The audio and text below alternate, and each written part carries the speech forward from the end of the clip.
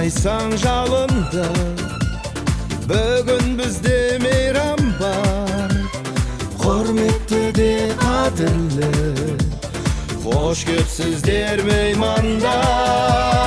Ойна, ойна, шын қуанып, биле, мың бұралы. Тойла, тойла, тойлатады, нағыз қазақ тойлатады. Ойна, ойна, шын қуанып, биле, мың бұралы. Тойла, тойла, тойлатады, нағыз қазақ тойлатады. Сіздерге айтар әнім бар, сезім гүлдей бір жара. Билеңіздер ханымдар, билеңіздер мырзалар.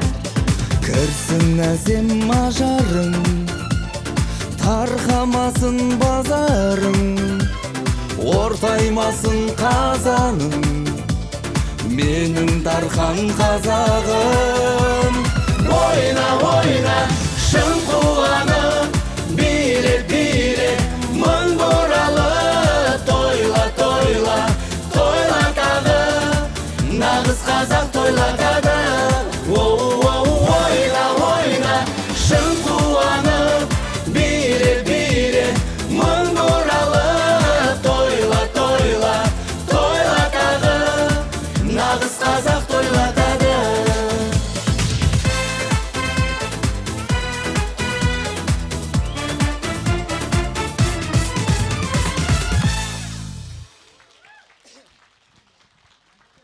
Армысыздар.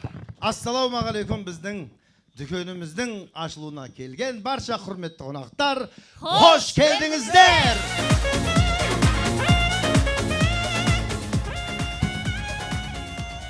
Бұйырса біз ашылдық.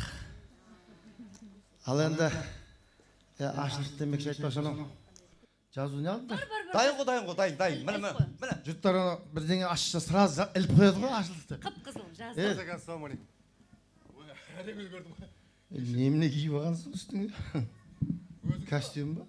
Открытка әдем киініп кел дедіңіз ғой. Открытка емес, открытие. Ашылу. Мен енді художник болғым. Бояушы деген кесе ішли енді. Үсті басын боя бересің. Не ғой, мен жазып әкелдің ба? Біз ашылдық деген жазып. Көрсет. Соны іліп, бізде ашылғанымызды көрсетіп қойық та. Болды Нұреке бұның. Жазып әкелдің ба? Болды, жазып әкелдің соны. Басеке бір өзі жазды. Ешкім араласқан жоқ, мен көрдім ғой, бір өзі жазды. Ұйықтаған жоқ бұл Нұреке. Шынымды айтайын, көзілмедім. Жақсыны көрмекке. Көрсет. Міне. Біз ашылдық бізде. Міне. Жазам дедім мен жазам. Қолымнан келет бұл. Ойбай! Мынау. Ашылмай жатып, атылдық па сонда уже? Осы ғой, бірдеңе аша қойайын десең, бірдеңе айта қойайын десең, көре алмайды ғой, аяғыңды шалып жібереді ғой. Міне атылдық. Жат бол ма көрермендерден? Жөндеп туралап қой. Реттеп қоямыз. Басеке, ойындамыз. Бол. Айбеттеңіздер енді, кешірім сұраймыз енді. Ашылмай жатып атылып жатырмыз, ничего, жаман емес енді, бұл да Құда қаласа. Енді осы кішігірім осы дүкенге дейін мен үлкен бір супермаркетте, гипермаркетте жұмыс істегем ғой, 28 жыл. Сонымен сол жерде жүріп ұстаздарымыздан рұқсат алып, бізде бір кішігірім бутик ашсақ қалай болады деп рұқсатын алып, батасын алып, сонымен алдарыңызға осы дүкенді ашып отырмыз бұйырса. Енді бұл дүкенде не сатылады? Не сатылған есі Нұреке? Бұл дүкенде көтеріңкі көңіл күй сатылады. Міне, көтеріңкі көңіл күй, әзіл қалжың, Әсем ән, түрлі эмоциялар, ойландыратын сөз. ойландырмайтын да сөз сатылады Иә, бізде. проблемаларды ұмыттыратын сезім сыйлаймыз. Жалпы айтқанда, барлығы да сіздердің көңіл күйлеріңіз үшін арнайы дайындалған дүниелер сатылады, Құда қаласа. Құтты болсын, қош келдіңіздер. Енді біздің сол дүкеніміздің ашылуында енді жаңағы көмекшілерім бар да, сол таныстырып өтейін, сол біздің дүкеннің қызметкерлері. Күннұр ханым менің көмекшім. Қазір өзі көмекшінің де көмекшісі бар, көмекшісі өзіне көмекші жалда болатын болған. Біздің көмекшіміз, Күннұрдың көмекшісі Марат. Мараттың көмекшісі Аружан. Аружанның көмекшісі Мырзабай. Мырзабайдың көмекшісі Жаслан. Жасланның көмекшісі Ғынари. Ғынаридың көмекшісі Бақытжан. Және баршамыздың көмекшіміз, біздің дүкеніміздің директоры Нұржан Қолшынбай.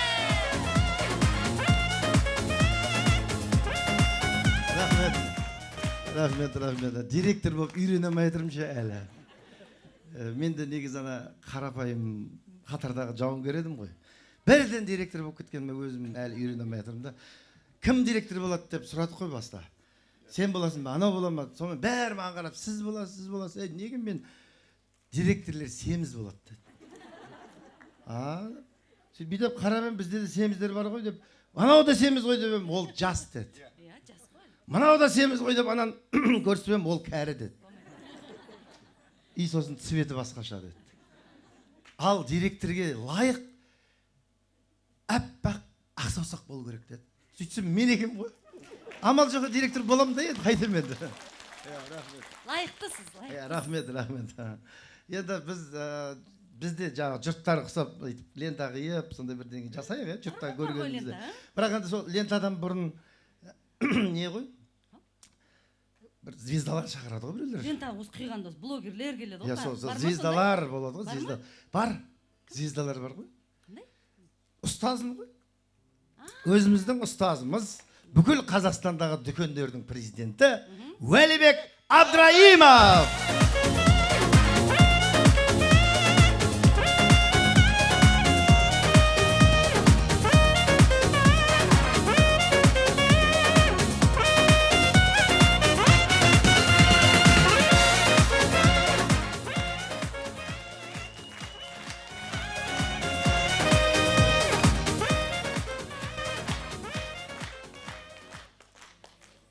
Қошеметтеріңізге рахмет.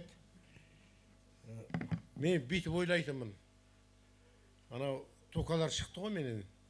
Сөзді қатты ренжіген. Сөйтсем ол болмайды екен. Үйде болғаннан кейін мейлі 7 бала бар ма, 5 бала бар ма, бәрін еншісін беру керек екен ғой ол. Дәстүр солай екен. Мына бейшараны мен 28 жыл ұстаппын да. Қинаппын наны. Не дейді? Көніп жүргенді айтсаңыз дейді. Сол мен қатал болғам ғой мен енді. Қатты қатал болғам да. Ешкім жібергім келмеді. Енді қараша қараққа қаратын біреу бар шығар Шаншарда. Әлі таппай жатырмыз оны. Жастар келіп жатыр әлі. Анау итталаған деп еді, итталаған қаяқта? Күлия қайда? Күлия сондайлар бар әлі бізде. Солардың біреу ұстап қаласын шығар дедік. Мұнан өзі де мойындады. Жастар келе жатыр ғой деп. Сосын кешіріңіздер, енші беріп жатқан жоқпын. Осы үйде мен де тұрам. Дұрыс па? Дұрыс. Солай болсын. Ал күндерін көрсін, жұмыс істесін. Кеше көрдім, кеше ашылуын көрдім. Ырза болдым. Сахнада отырып. Ой, бәрекелді. Қолынан келеді екен ғой сенің деп. Қолынан келеді ма баланың. Өйткені мектебі бар. Школасы бар. Школа дейді ғой. Дұрыс па? Сондықтан Мұском Нұржан Қолшынбаев деген кезде келіп тұрыңыздар. Рахмет, уәге енді лентаны бір қиып жерейік, Болады. Екі қыз екі шетіңізден.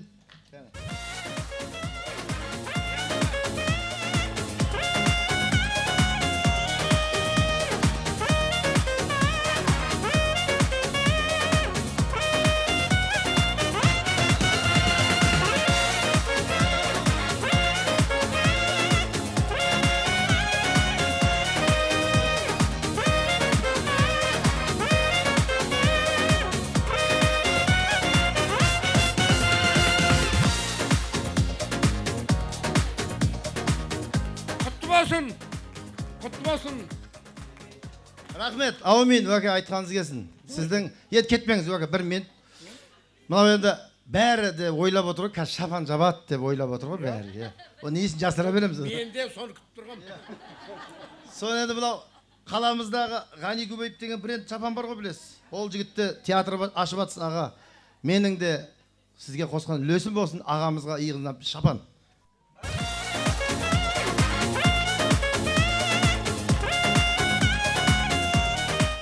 Енді құр шапан емес та бізде. Мына шапан негіз тегін келген екен. Мен де ол тегін келген екен, бірақ өзіміздің де құрғақ қас ауыз жыртады дейді уәке. Ұялып атыр.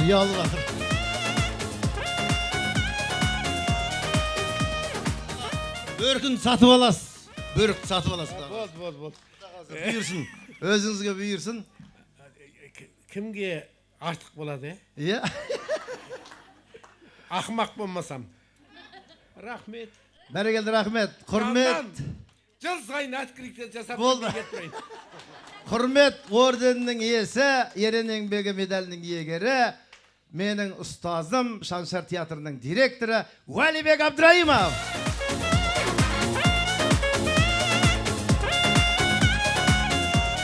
Рахмет аға. Ақ батаңызды беріп, аман есен жүре беріңіз ортамызда. Шапалақ ұрып қойыңыздар.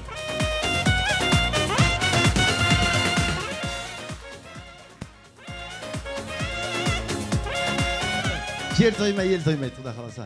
Кәмпит жеп отырыңыздар. Жерден алынған кәмпиттер. Тәтті болады. Әркім өзінің таныстарына лақтырып отыр.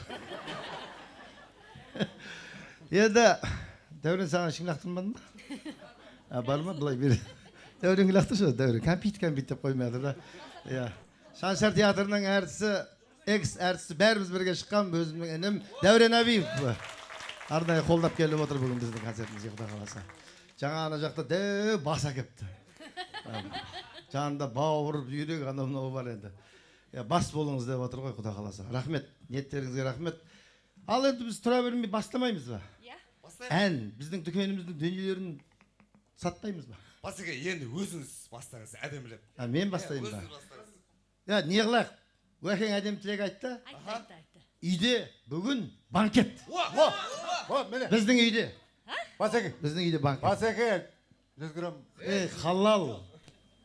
Қаяқтың 100 грамм алдында халалдар отырған. Қандай банкет? Халал болады. Қандай банкет? Банкет несі ондай план болған жоқ қой? Енді үйдегі... Сосын ба үйде дым жоқ қой не? Тасын беріп? Үйде ет бар еді ғой. Тас болып қатып тұр ғой бара сен дейін. Мен сонда не открытие көрмейсің, үйге бар дастархан жасап, енді сол ет ет жоқ болсында үйде? Ет жоқ болсында ет алып қоймадың ба сонда? Ақша жоқ па? Ақшаны бәрін бердің ғой Уәлібекке. Ой, мына айбеттеңіздер енді ренжіме. Ән не алайықшы? Оны мен бастайтын баян әперші. Баянмен бір өлең айтайық.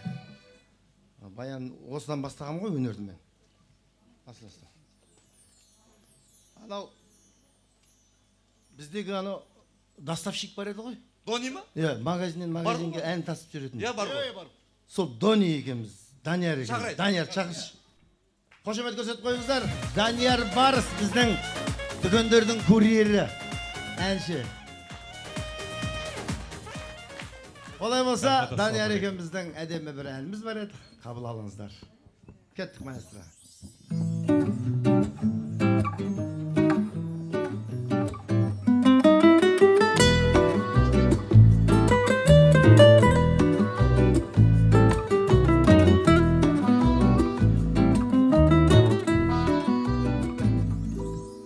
Мен жүріп келемін, көніп келемін барына. Мен сонша сенемін, бір күн жетемін арманыма. Өтер күндер зулай асаутайдай жарысқан, қандай ғажап сағыныс насып табысқан сен іздеген жақсы адам ол қасыңда жүр жақсыларды іздемесін алыстан сен өмір сүре біл мәз боп күле біл мөлдірдей тап-таза Sen бақыт кеп қона кіршіксіз болса көңілің ақ қағаздай өтер күндер зулай асау тайдай жарысқан қандай ғажап сағынысып табысқан сен іздеген жақсы адам ол қасыңда жүр жақсыларды іздемесін алыстан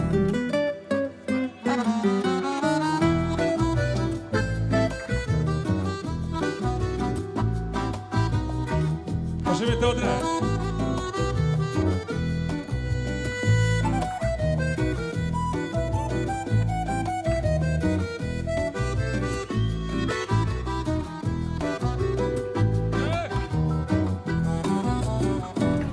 өтер күндер зулай асау тайдай жарысқан қандай ғажап сағынысып табысқан сен іздеген жақсы адам ол қасыңда жүр жақсыларды іздемесін алыстан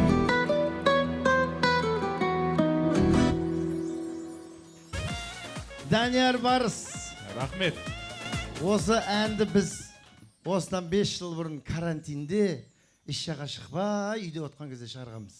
Бұл өлеңнің әннің авторлары біз, куплеті менікі, қайырмасы Даниярдікі.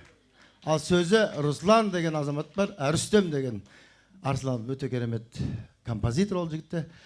Енді әрмен қарай тағы да өзіңіздің репертуарыңыздан бәке көрерсіз ғой. Әндеріңізді арнап жеріңіз. Бастамаларыңыз жасай беріңіздер. Кішкене көңілдірек отырайық. Сонау ескіден келе жатқаннан үкілі қыз сіздер үшін қабылдаңыздар. Тұрып билесеңіздер де болады.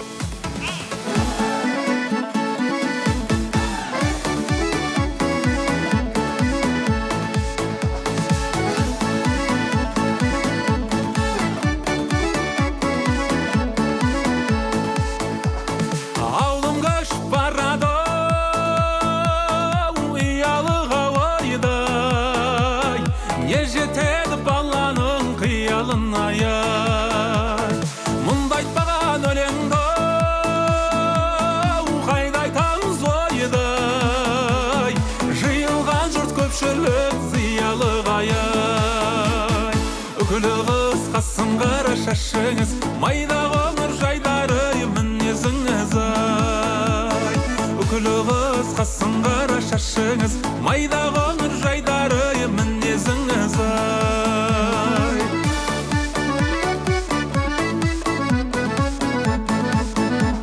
ауылым көшіп барады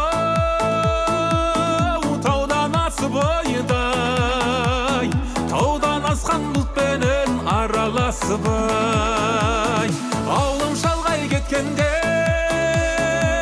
убеу қарағым бойдай келіп кетіп жүрейік амандасып үкілі қысқасын қара шашыңыз майда қоңыр жайдары мінезіңіз ай үкілі қысқасын қара шашыңыз майда қоңыр жайдары мінезіңіз ай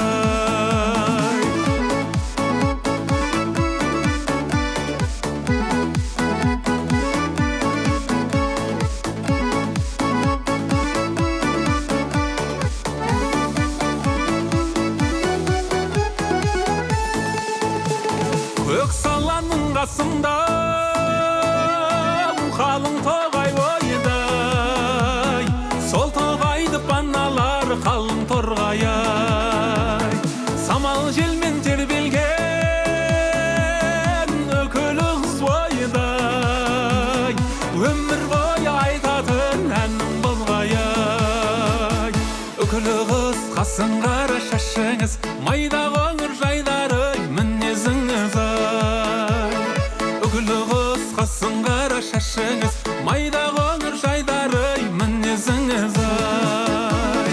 Үкілі қыз қасын қара шашыңыз, майда қоңыр жайдары мінезіңіз ай. Үкілі қыз қасын қара шашыңыз, майда қоңыр жайдары мінезіңіз ай. Майда қоңыр жайдары мінезіңіз ай.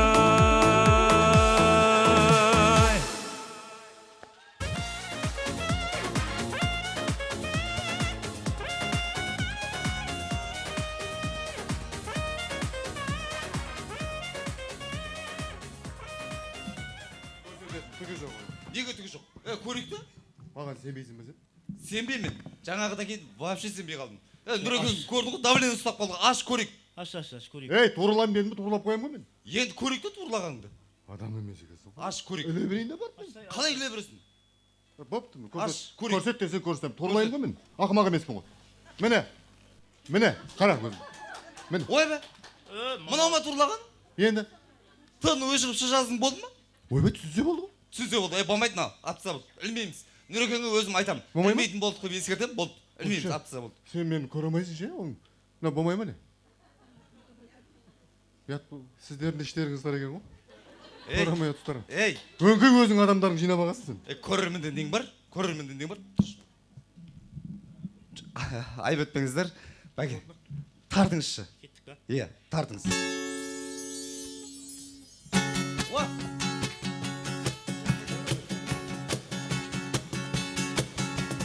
Әнекейде мінекей, бүлгүлдейді көмекей. Әнекейде мінекей, бүлгүлдейді көмекей.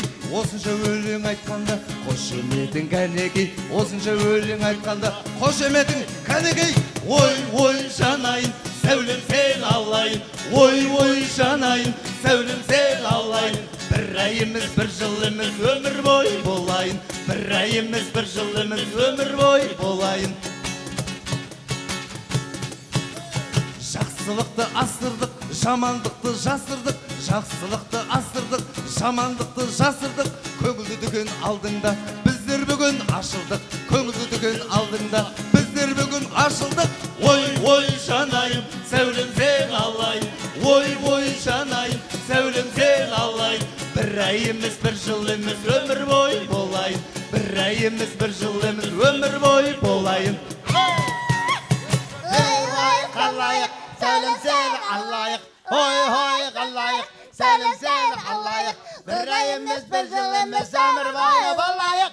Бір ай емес, бір жыл емес, өмір бойы болайық. Стоп. Кімсіздер, сіздер? Кім мыналар? Кім дегеніз? Танымай тұрсың сонда? Кім сіздер деген қалай кетті? Мадонна мысалы.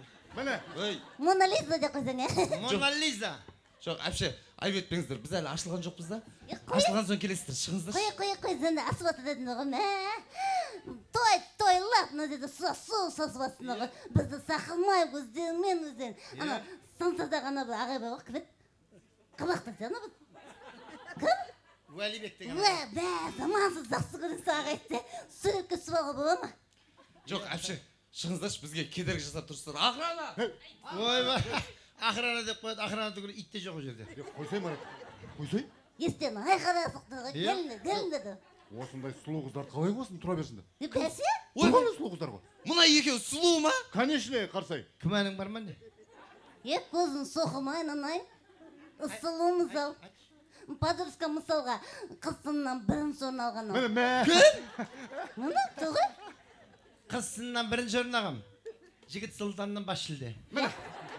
Шаянда өткен конкурста көкпарға қатысқам. Бәсе. Қол күрестесі, бән жеңістірмін. Қарқардағы ма? яғын көрдің ма? Амыз леслинг деген. Иә. Қарындас, Сен айтпай ақ қойшы соны. Мақыл. Бекер Қоса айтма естіледі. өзіңе. қарындас, томпақ қыз. Ару қыз. Танысып қояқ. Ё-моё, сансың қада деймін ана. Есіміңіз кім болады? Мен ба? Иә. Айтпасай.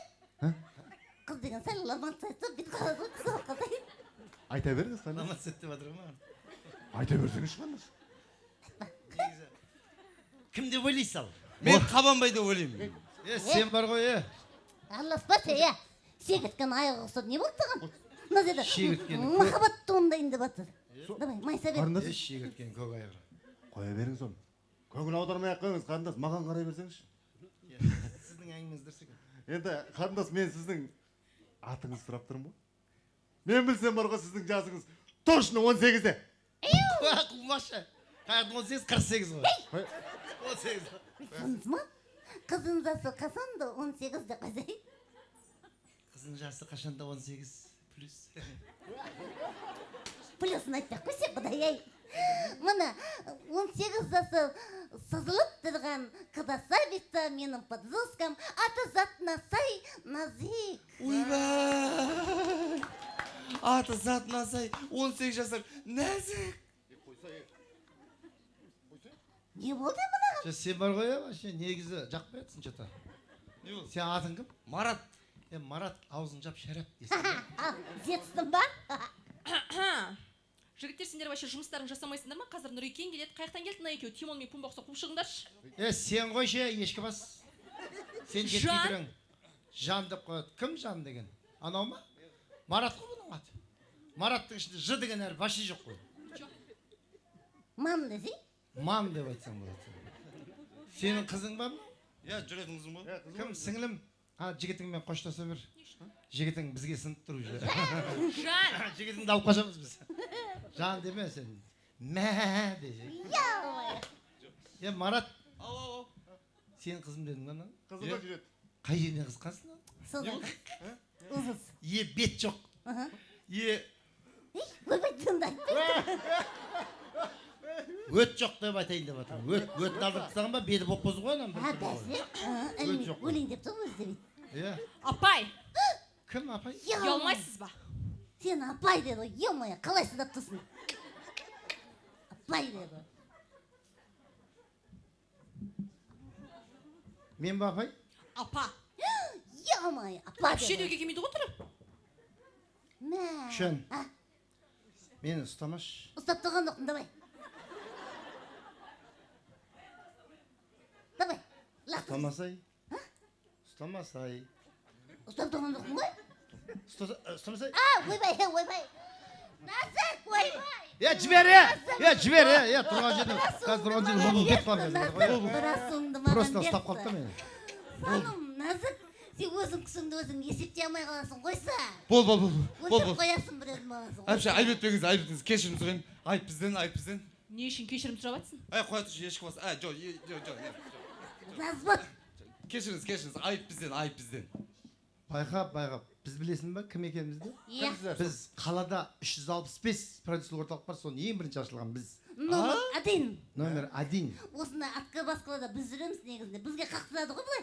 Қойш? Қалай сендер біз шақырмадыңдар? Жоқ, аты қандай продюсер орталық? Аты продюсер орталықтың Шілдехана бесік той. Сол көстер сүндет той. Құда түсіп сырға салу бет ташармай. Алты бақан аясында сұлу жеткен, қызбыз бала кең даланы әнімен ақау тербеткен. Тақырып осындай. Бол. Түсіндім. Марат, ырза болды мен. Бір ауыз сөзбен жеткізді ғой? Понятно, нормально, Андас, сіздерде объем шығар стройкада? Оама, стройка деген емес, таза екен. Тұдымыз тайфеге ұқсап тұрма не? Сән кеп тұр ғой? Атыспыз біз, атыс. Әншісіздер ма? Әнші. Не только әнші, біз бишіміз еще. Қой. Ана бейіміз ағы көсетсіз.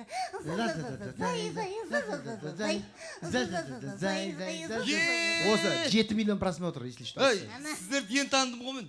Сіздер анау тиктоктағы емессіздер ма? Конечно, тиктокта. Ең таныдым ғой сіздер. Марат, енді ма? Бәрі соғылсын ғой шекше. Біз сол тиктоктың халық әртістеріміз. Танытып. Инстаграмның мәдениет саласының үздіктеріміз. Міне.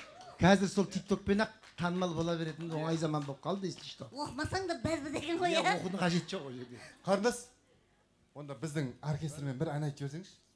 Давай. Не дейді оркестр? Оркестрмен бір ән. Қой, оркестрлерің бар ма? Оркестр бар ма? Маған ғазиза қысыр. Оркестр деген анау дәу болмай ма? Дұрыс қой, дәу ғанау. Жоқ, көп болмайм оркестрден, көп. Анамды, жоқ.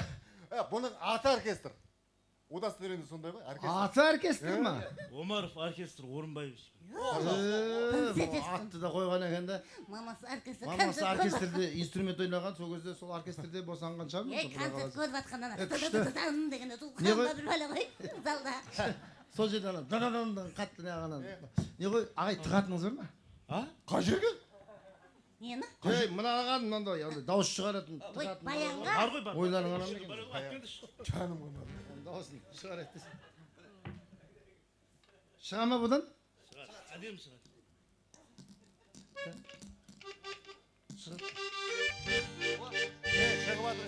Шықтыр ма? Анау Түрларман деген өлеңді білесіз ба? Түрларман бет қандай? Білесіз ба? Түрларман. Кеттік, тартамыз ба? Кеттік. Кеттік онда.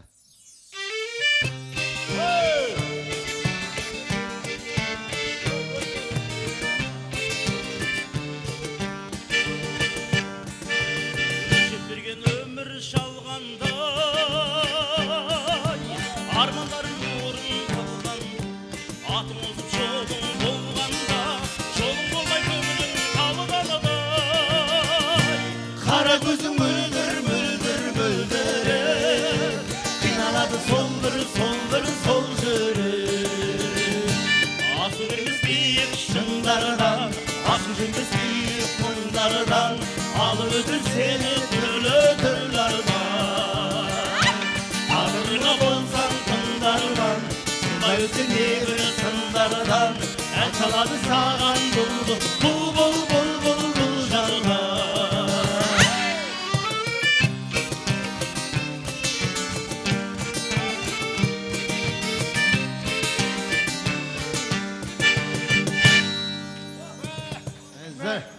Зар айтады екенсіз. Риза болдым. Сіз де әдем айтадыңыз. Риза болдым, әдем. Мен әдем айтпағанда кім әдем айтады? Қуашың ба, сен де айтады бұл да. Нәзік десе нәзік қой. Наны суыра берейін ба? Абайлап Гіңке сусай. тағамайым әйтеуір. Абайлап сусай. Не ғой? Ұстай тұрасыз ба? Қай жеріңізде? Қуасың ба? Баянды. Баянды.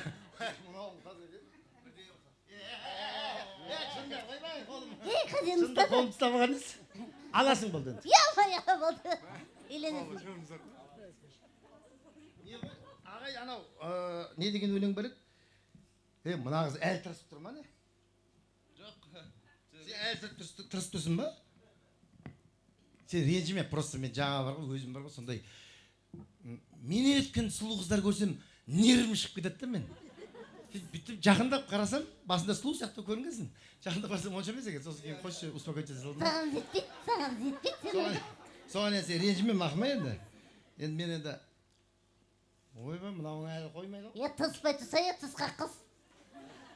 Не бәлеу?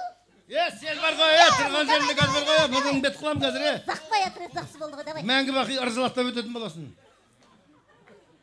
Енді бес тұрсың. Мен ана қыздарға, осы сұлу қыздарға, өзімізге, мына жақтағы сұлу қыздардың бәріне бір өлең айт. Мен саған босада ғой. Бірінші кезекте өзімізге ғой.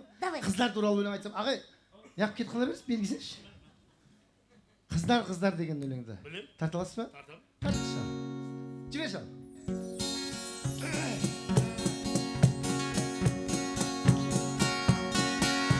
Арулардың махаббаты ізгі ары. Шығаршынан. Шешең... Шешілмеген екен ғой. Шешілмеген жұмбақтай ғой бізге әлі. Қыз жібектей жаны сұлу тым нәзік. Не туралы? Шіркін қандай қазағымның қыздары. Опа! Қыздар, сұлу қыздар, неткен ғажап сұлусыңдар, дархан көңіл. Дәу қыздар, сұлу қыздар, аққу мойын ару қыздар, семіз қыздар дей.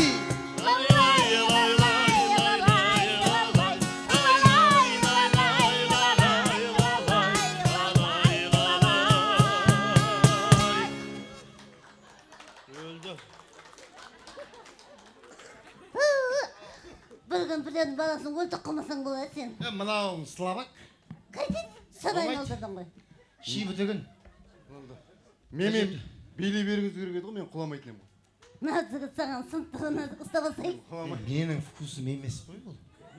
Қасан табылады сенің вкусың. Қойшы қандасы. Не ғой? Ағай, ал. Біз тағы да баратын жеріміз бар да. Заказымыз бар, кетеміз. Тағы заказымыз бар еді. Отырсаңыздаршы біраз әңгіме қылып, біраз танысып. Жоқ, енді отырғанда отыратын орындықтар жоқ қой бәрібір. Әкелеміз. Бағанадан бері тұрып тұрмыз ғой, әлі отырған жоқпыз. Соған отыратын біз тағы заказымыз бар еді. Кетуімізге. Ана салонға жазылып қойып деп айтсайда, прическа істейміз әлі деп. Басымызды бөліп барып.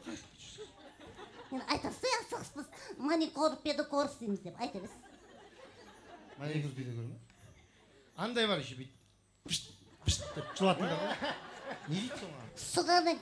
Сугарик, сондайға барымыз керек. Жазылып қойған, бұл да зұңғамады. Жаман сүйкімді екенсіз. Кім мен ба? Қойшы жынды. Білем. Жаңа қала салыңыздаршы біраз әңгіме. Келіспеймін. Марат кетейін деп жатыр, қал деп айтшы. Беріңізші енді. Ағай, түбір сізде ше созып жібердіңіз ғой адамның несін неғып. Берсеңші бер дегеннен кейін. Құдай асуының тимеңде сізден асуылып қалды. Ұстады ма? Ұстады ма? Қайдан ұстады? Қайдан ұстады? Айтса.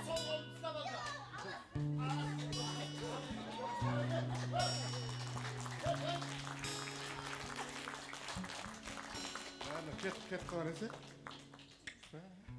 Қол бұйғаныңызда кеже. Жігіттер, жастықта не болмақ? Айналамыз толған қыз.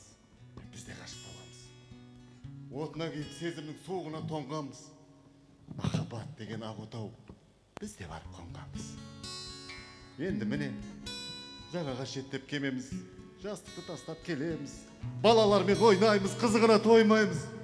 Сонда да бойдақ келіншектерге көз салуды қоймаймыз. Еркектер, беттерің айтайын. Төмендеміз оңмаймыз. О, тәсе не бұл? Не бұл? Ана не қызы жаман не өкшеп қалдың. Сен ғой, кете бер.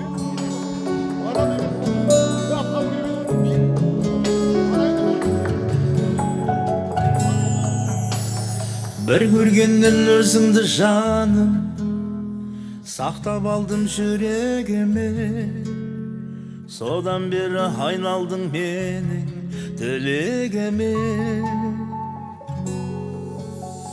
Ешбір жанға ұсынылмаған жүрегіңмен маған қара, біз бақытты боламыз бағым, алаңдама.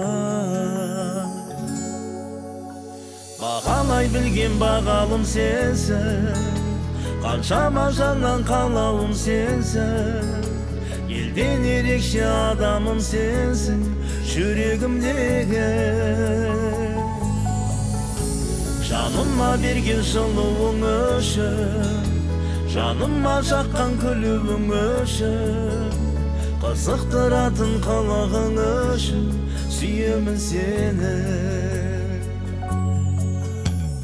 Сұлулыққа толы болса да жаратылған әлем үшін, жүрегімнің сен болып тұрсың, әдемісің.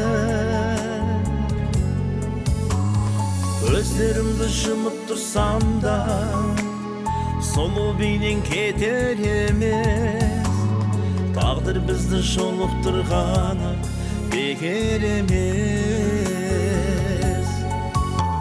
Бағалай білген бағалым сенсің, қаншама жаннан қалауым сенсің, елден ерекше адамым сенсің, жүрегімдегі. Жаныма берген жылуың үшін, жаныма жаққан күлуің үшін, қызықтыратын қылығың үшін сүйемін сені.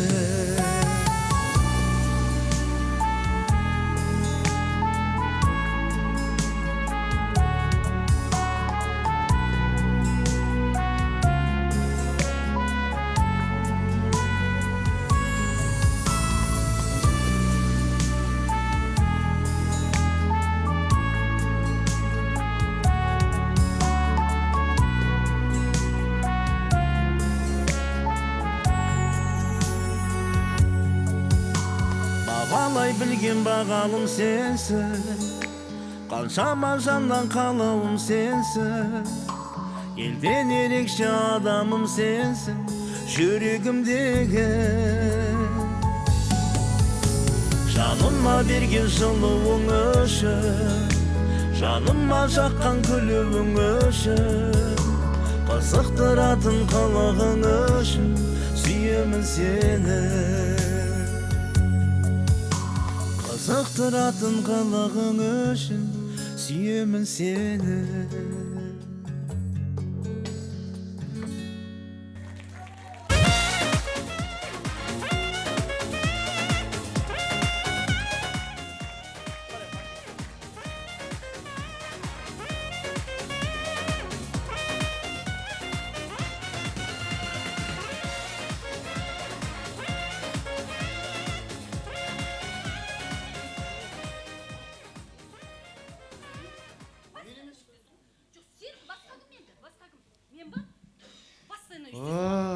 Бүткіл коллективтің көзі адам пазон шығар, біздің үйде бәңкет дейді ғой, адам күйдіріп, күйіп кетесің ғой, сөйтіп күйіп. Күні түні қанша күн дайындалып мен осы открытияға, алдында мені бар. Дастархан жасан, үйге бар. Немді берем? Тас жоқ үйде, тас. Бір-екі тас бар еді ғой. Зорға ерттік қой сол тасты, морозильникті алып, зорға ерттім ғой. Жоқ, енді сол тас қойған етті ерттің, асықпай отырып не алуға болады ғой, ештеңесі жоқ қой. Мен сонда ештеңеге қатыспауым керек ме? Тек қана осы бәрін бір күнге тоқырлатып қою керексің. Мен ғана әбіржеп, сол жұмыстарын істеп, дастархан жайып осы жерде жүргім. Баяғыда сол бәрін бір күнде үлгердік қой, үйленген кезде ше. Күндіз беташар, кешке түстен кейін құдалық, кешке той, түнде. Не түнде? Жолдас балдар келіп азанға шейін миымызды ашып отырған жоқ қой, ешірсіз. Сол отырасың, жолдас балдармен жүресің, қуасың, құдалармен бірге құда құсап қыдырып жүресің, біз ғой бәқ.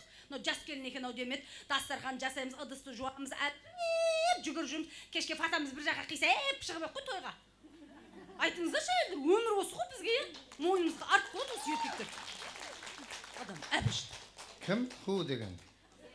Міне, басынан өткен қыз келіншектер мен сияқты. Қиналып жүр екенсіңдер ғой. Әбіржіп қалдың ба? Әбіржіп қалдың. Негізі әйелдің тірлігі әбіржу. Не? О баста солай екен.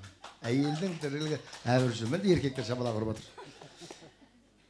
Ал енді сендер әйелдер әбіржіген сайын сұлулана түсесіңдер. Соны білесіңдер ма? Да? Иә. Сен бағана түсте қандай едің? Әбіржідің, е? Қазір сұлу болып кеттің. Қайшы?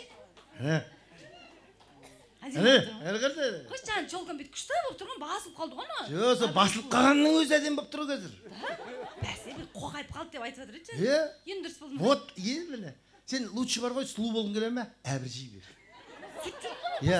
А вот еркектер біздерге әбіржуге болмайды. Біз әбіржісек, әбіржіп кетеміз. Сақал мұртын жаман мы көтесің ғой сен? Маған сен сәл әбіржібең сұлу кетті қарасыз. Ана құдаларым шақыр желеміз, қояй, сол осылардың күтіп алақ, сол түскен бәрі құдалар шағырым, әбіржіген сайын әбіржіп кетті ғой. Одан кейін ертең сені вообще таппай қалармын, сұлу болып кетіп, одан сайын. Аружанға айтқам, ол көмектес жүрші деп, онда әбіршітпейміз ба біріз? Онда әбірші басы, келсе.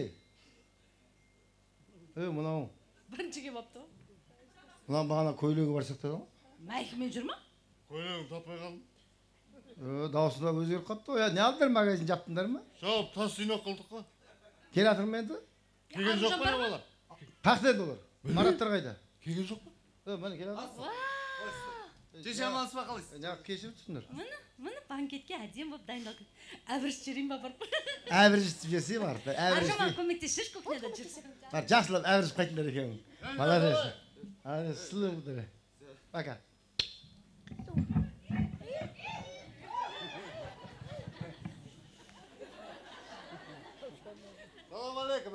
Манан түрі өзгеріп қалыпты ма? Сол білмейміз.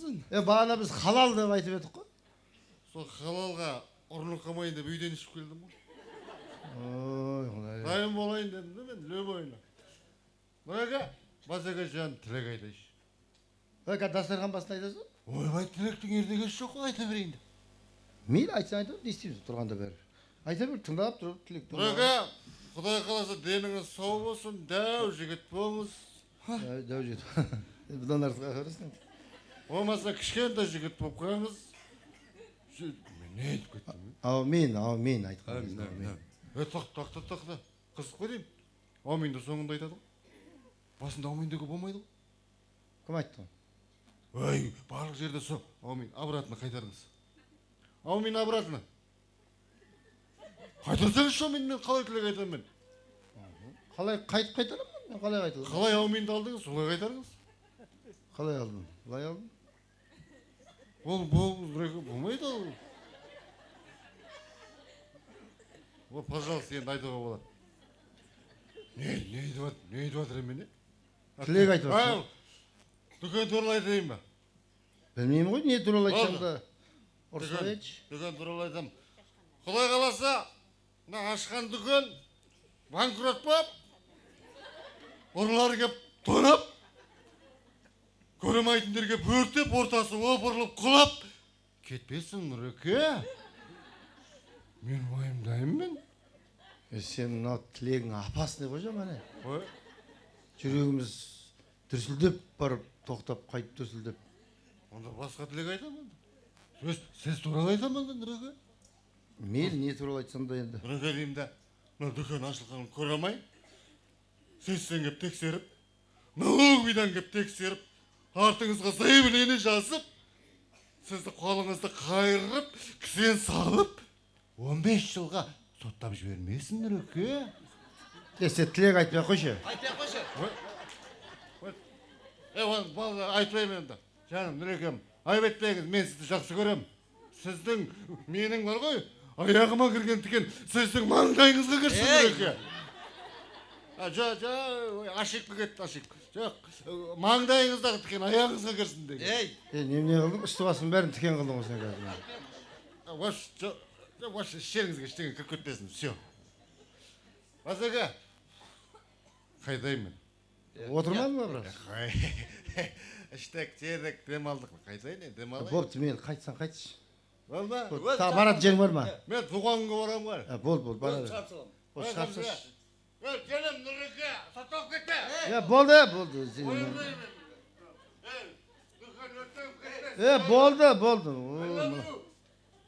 Бұлай ниеті, пейілі жақсы да, бірақ әңгімесі дұрыс емес. Басеке айып етпеңізші. Мына жұмысқа мен ағам ғой. Білмей қалдым ғой, позорын шығарып кетті ғой. Мейлі, қоя бер соны, жарайды. Не қой? Мен негізі басқа нәрсе сұрайын деп тұрғанмын ғой сенен. Ана жаңа Аружан деген қыз. Екеуің бұлай үйленейін деп жүрсіңдер ме? Байқап қалдым да бір-екі. Ниет бар, Жақсы, негізі. Бірге жұмыс істеп, бірге үйленіп, бірге бизнесті дамытып дегенде әдемі. Бірақ енді сол қазірден бастап сол менің ағалық ақылым, анау әйелді бастан, баланы жастан дейді сөз. Әдем сөз бар. Вот соны істе. Тәрбиеле, мен құсап, қазірден баланы тәрбиеле, әйелді тәрбиеле. Көкең сияқты, мына ағаң сияқты. Бәрін дайындап қойдық. Жаным, рахмет саған. Баланы тәрбиелей берші, короче. Не болды, бала тәрбиесі туралы әңгіме? Ағам, оңай емес. Бұл баланы тәрбиелейсің, баламен қос байтта тәрбиелейсің ғой? Да? Оларды адам қылып ше қиын. Байтта тәрбиелей ма? Маратжан, айналайын жаным, саған көп рахмет. Мына дүкеннің ашылғалы бері басы қасында өзің жүгіріп жүрсің да. Мынандай жігітті, міне, Нұрекең ғой, адам таниды ғой. Рахмет жеше. Сені тауып осы мен көмек шығып берген. Жаным, мен деген адам танимын ғой. Мен деп қаранда сразу харам или халал деп айтамын сразу. Білемін кім екен. Менде де адаспай тапқан ғой ағаларың. Иә? Көзім көрмей қалған ғой. Жоқ, 40 қыздың ішінен таңдап алдым деп айтып жатырмын да. Сен 40 қыздың ішінен тауып алғаның. Сондай. Жаным, осындай жігіттерді жіберіп алмау керек, Аружан. Марат, мынандай жігіт қой.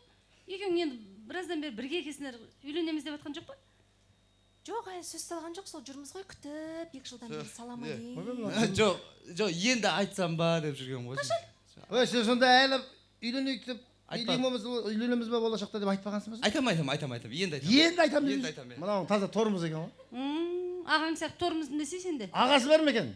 Ағаң бар ма торымыз? Жоқ, жалғыз балам. Жалғыз балам дейді ғой. Тұр ғой мына ағасы, дәу торымыз. Өзіңше өзің. Мен туралы болып отырмын әңгіме. Мен деген енді мен өзі сондай ұялшақ болғам ғой мен. Мен өзі 6 қыздан кейін туылған жігітпін ғой. Өте ұяң. Артық сөз айта алмаймын. Мен даже үйленейік деп айтамағам ғой. Қойш. Мен үйленейік деп айтамын деп барып қасына барғанда айтсын, соны айтшы. Деп басын салбырап тұрдым. Сөйтті маған қарап тұрды да үйленейік деп айтайын деп жатсың ба деді. Кеттік онда деп менің үйіме өзі алып қашып барған ғой мені. Шынымен ба? 25 жыл болды қазір тұрып жатқан. 25 жыл? Құдайға шүкір. Осы 25 жылда бір шай дескен жеріміз болған жоқ. Екеуміз бір ұрсып айқай шыға дауыс көтерген емеспіз ғой үйде. Вообще бізден махаббат, таза махаббат. Күшті, әдемі. Сенің ғана даусың шығады ғой. Қашан шықты менің ғана даусым? Мен ақ жаманмын ғой осы үйде. Менің ақ даусым шығады. Осы мен ақ айқайлаймын осы үйде. Сендер ешқайсың сөйлемейсің, бала шағаң. Бәрің момынсыңдар да сол.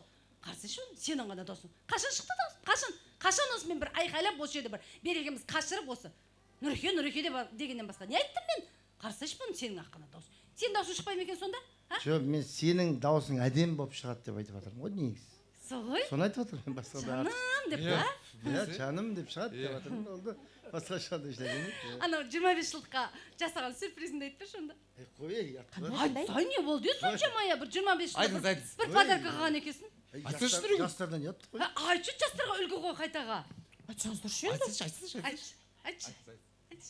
Не ғой, анау. Айтпақ қойшы бір түр екен бірақ. Туғапшы айтыңызшы. Мақыл айтшы. Сұрап отыр. Айтар. Не ғой? Айтпа. Бір түрлі болып тұрмын өзімше. Айтшы. Сұрап отыр қыздар. Айтыңызшы тағын тауыспай.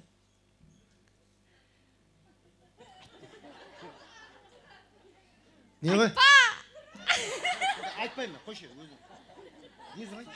Қойшы айтпасын, ұялып тұрмын, мен бір түрлі болып қалдым негізінде. Айт деп басынан өзім айт деп алдым да.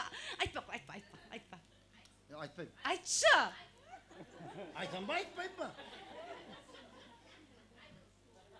Не ғой? Дубайға маған путевка берді.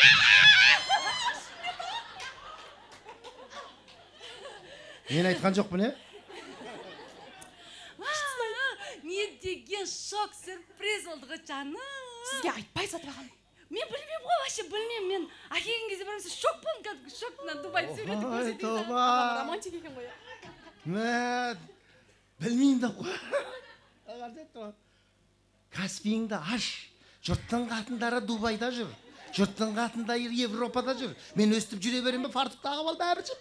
Ашқаны деді, Каспийіңді аш қыз деді. Мені тұрды деді, ішінен Дубайды таңдады, миллион өкеш. Бас мұнан рассрочкаға деді.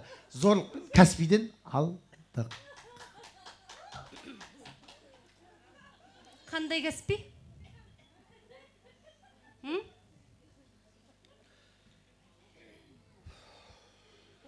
Каспий теңізіне келесі жолы апарсам деп жатырмын. Деп айтып жатырмын. Жаным, жазда ма? Адвокат жаураймыз ғой. Жаным. Тағы кредитке кіргізді ғой ма? Тағы кірдік қой. Жаным, жақсы көрем ғой сені. Дубайды айтпеш. Дубайға барғамыз ғой. Январда барғамызда күн ыстық шуба киіп ағамыз ғой.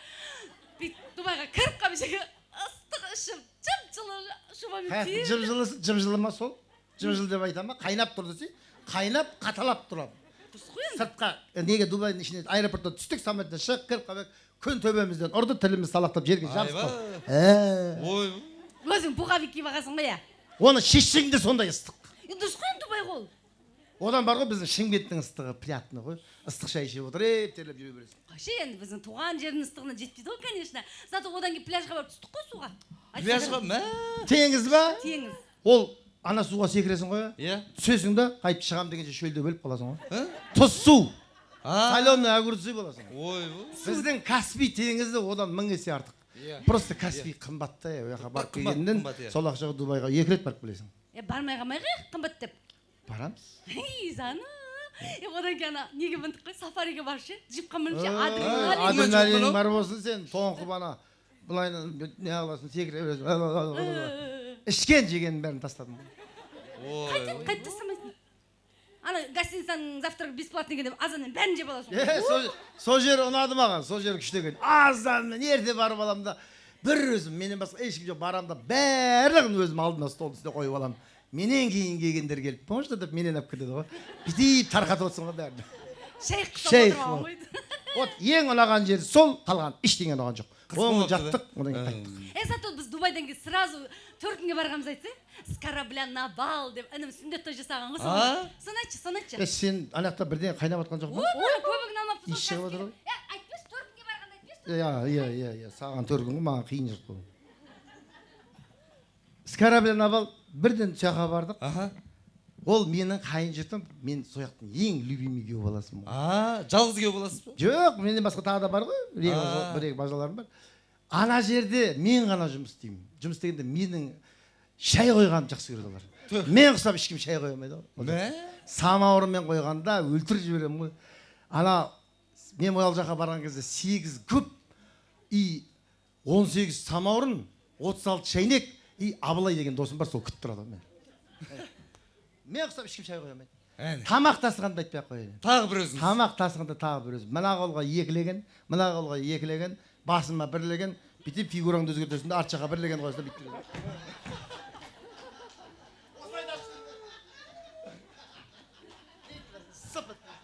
Ана жерде жеңгелерім отырады, сып отырады. Сып отырады. Ана жерде енем отырады, сып отырады. Арза болғанда осы күйеу балама жетпейді деп. Иә. Жағында 70-ке толайын отырып, тойына барайын жатырмыз. Иә. Ода не ғой? Ол әдем той болып отқан. Иә. Халал той болып отқан. Ана қайныларым, қайнымның достары кетті, жезде 100 грамм. Халал той болып отыр, қойсан да істеуін. Шайнекке қоямыз. Біреудің тойын сонда құртпақшың ба? Әжептәуір халал тойды харам қылып жіберді. Біреудің ниеттеніп қылып той. Иә. Жолдас балдар. Қойдырам. Келдім. Банкет бастайық, Жеңше, музыканттар келді. жаңа ініңіздің тойын. Халал тойға арақ кіргізіп бытшын шарпты ғой. Соны айтам. Ана інім соншама халал той жасаймын деп ниет қылған еді, ағаң барып шайнекпен алдырып, шайып отырған күйдіріп. Неге сөйтесің? Осы төркінге барсаң өзі құтырып кетесің. Кім? Сен? Айтып отырған Марат. Мен ба? Кімнің қайным жолдас балдары ғой. Дұрыс қой, сол жолдас балдарына сен ғой алдырып шайнекпен құйғызып отырған. Қумаша мен шай қойып жүрдім ғой, самаурынға шай қойып жүрдім ғой, мен шай тасып жүрдім ғой. Тамақ тасып жүрдім. Тамақ. Неге күлесің не? Ойбай, талсындырып келейін ба, не істеймін? Төркінге шай тасын деген несін оқымашы. Сен енді ана балдардың қасында мен бүйтіп позорым шығармаса, мен айтып тұрсың енді оны. Мен айттым ба, сен айтыпсың ғой, Марат айтып отыр ғой маған, не деп айттың? Марат айтты ма? Жоқ, онда емес деп айтпайсың ба сен? Жоқтан Қызық па деймін сен? Өзің енді аузы жоқ дейсің болады, сен мақтанбай ақ, сен өтіріктен шек. Жас балдардың алдында мен позорым шығарып тұрсың.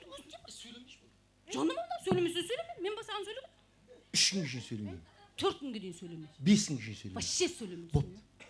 Бопты қарсы. Маған банкет жасасың, бұны отымен сөйлемеймін. Көрдің ба? Нағыз жұбайлар осылар емес па? Нағыз жұбай деген ешқашан ұрыспайтындар емес екен. Нағыз жұбайлар қандай ұрыста да, үлкен ұрыста да бір-біріне кетпейтіндер. Жұбайлар бар, әңгімесі таусылған, ал махаббат таусылмайтын әңгіме.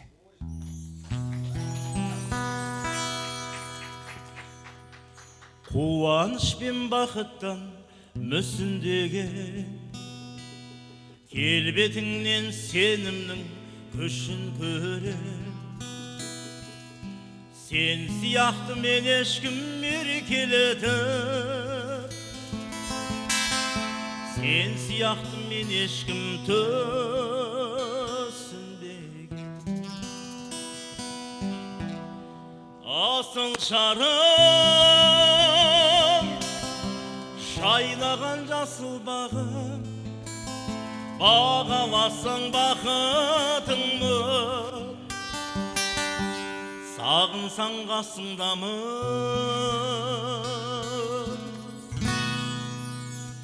Арманды дара қумаймыз, құстың қос қанатындаймыз.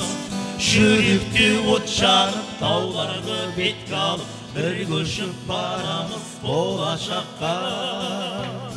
Жүректе от жанып, тауларды бетке алып, бір көшіп барамыз болашаққа.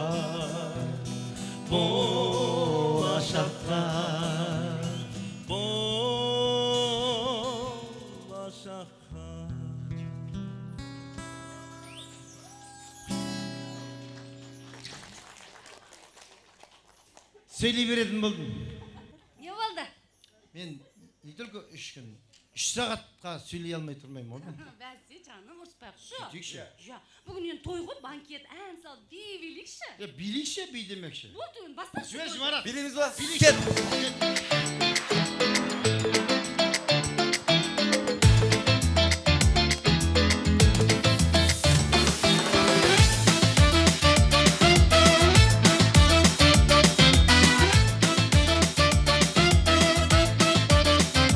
Сен де келдің, бүгін кешке мен де келдім.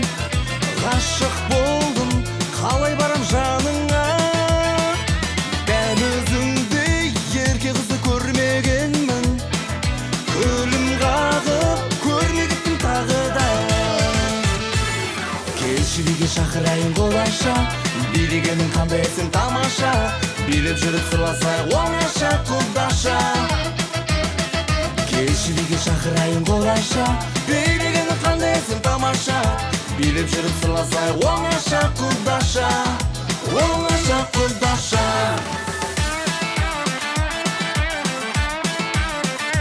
Мен құлмадым, құлдашағы сезіп тұрмын.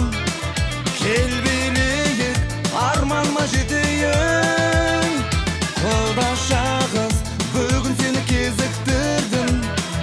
Жүрегімнің кілтін ал кетейін. Келші биге шақырайын қолаша, билегенің қандай сен тамаша. Билеп жүріп сырласай оңаша құлдаша. Келші биге шақырайын қолаша, билегенің қандай сен тамаша. Билеп жүріп сырласай оңаша құлдаша, оңаша құлдаша.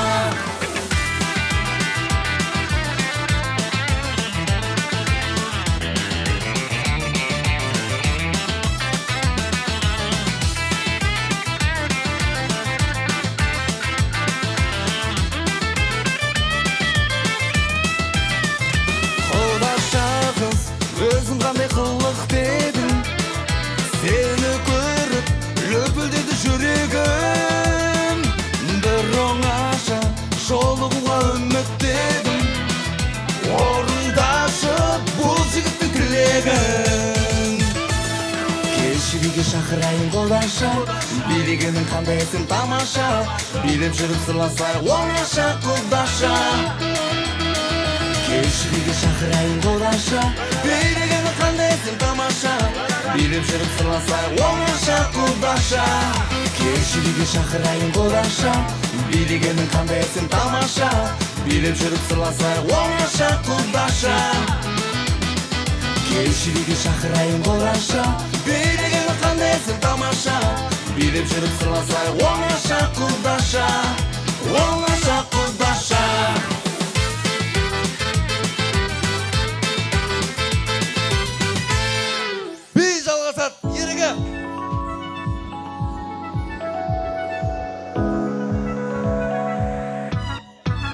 Биле, биле, диско әнге күнделікті қайғаны ойламай, ойламай.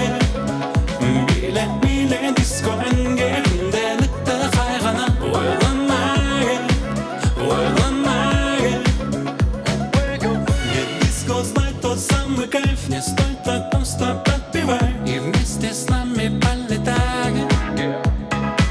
Стесняться не о чем тут давай, проблем ты свой чуть забывай. Слегка девчонка намекай, с нами шаг двигай, на диско ритме стайл. Ты же знаешь, what a beautiful life.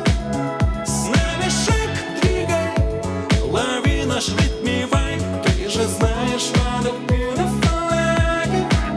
Биле, биле, диско әнге күнделікті қайғаны ойламай, ойламай. Биле, биле, диско әнге күнделікті қайғаны ойламай, ойламай. Бітпейтін сансыз сұрақтар, жүйкеңді тоздырғаны бар. Өзіңді бір сергітіп ал. Алданған сезім санаңды өзге бағытқа бұрып ал. Шаршатса жалған адамдар. С нами шаг двигай, на диско ритме стайл. Ты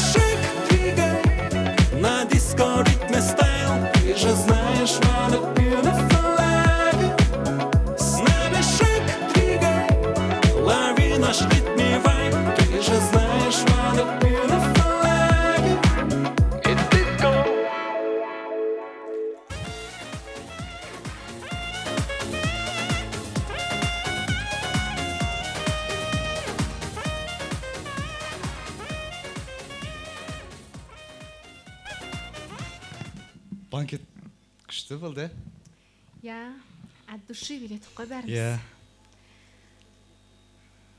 Аға мен әпкен бір-біріне деген махаббаты күшті екен, я? Иә. 25 жыл, Дубай, Каспий. Бізде де сондай болар ма екен, болмас па екен? Енді бізде де болып қалар. Не ғой? Ару саған айтатын сөзім бар еді. Күнде айтам деп келем деп, білмеймін, айтамай қала берем. Айтам қазір, дайындалып келдім. Тыңдай, жақсылап, Ару, мен бар ғой. Мен сені бар ғой. Не? Осы домда тұрасың ба? Я. Домдарың әдемі екен.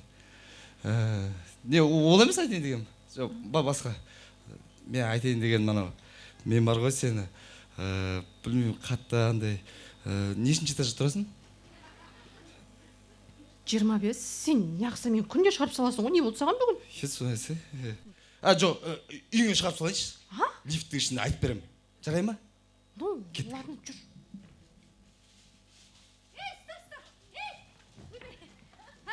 Қай этажға барасыңдар?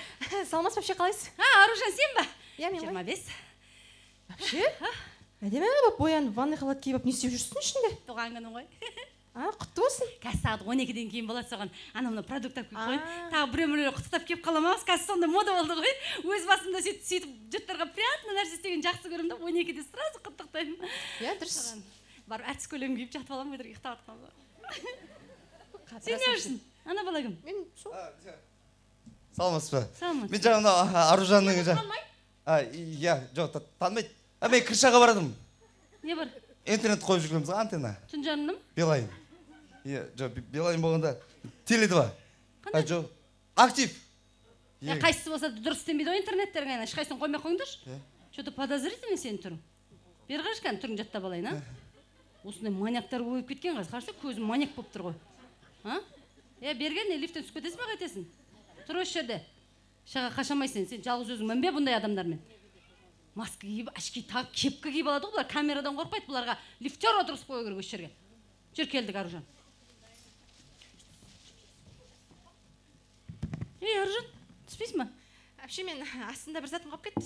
Бара беріңіз, мен ана жігітше. Мен де активім қалып кетті. Жігітім еді деп айтасың да түсінеміз. Қойш, бізде қыз бағамыз кезінде. Не бопты? Мынау қайсы тағы да осы біздің подъездге кім болса сол кіріп кетіп еді. Домофон не үшін қойдық біз, ана 87 квартирада бір келіншек тұратын еді.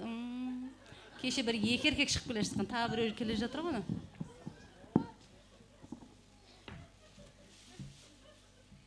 Төменге ма?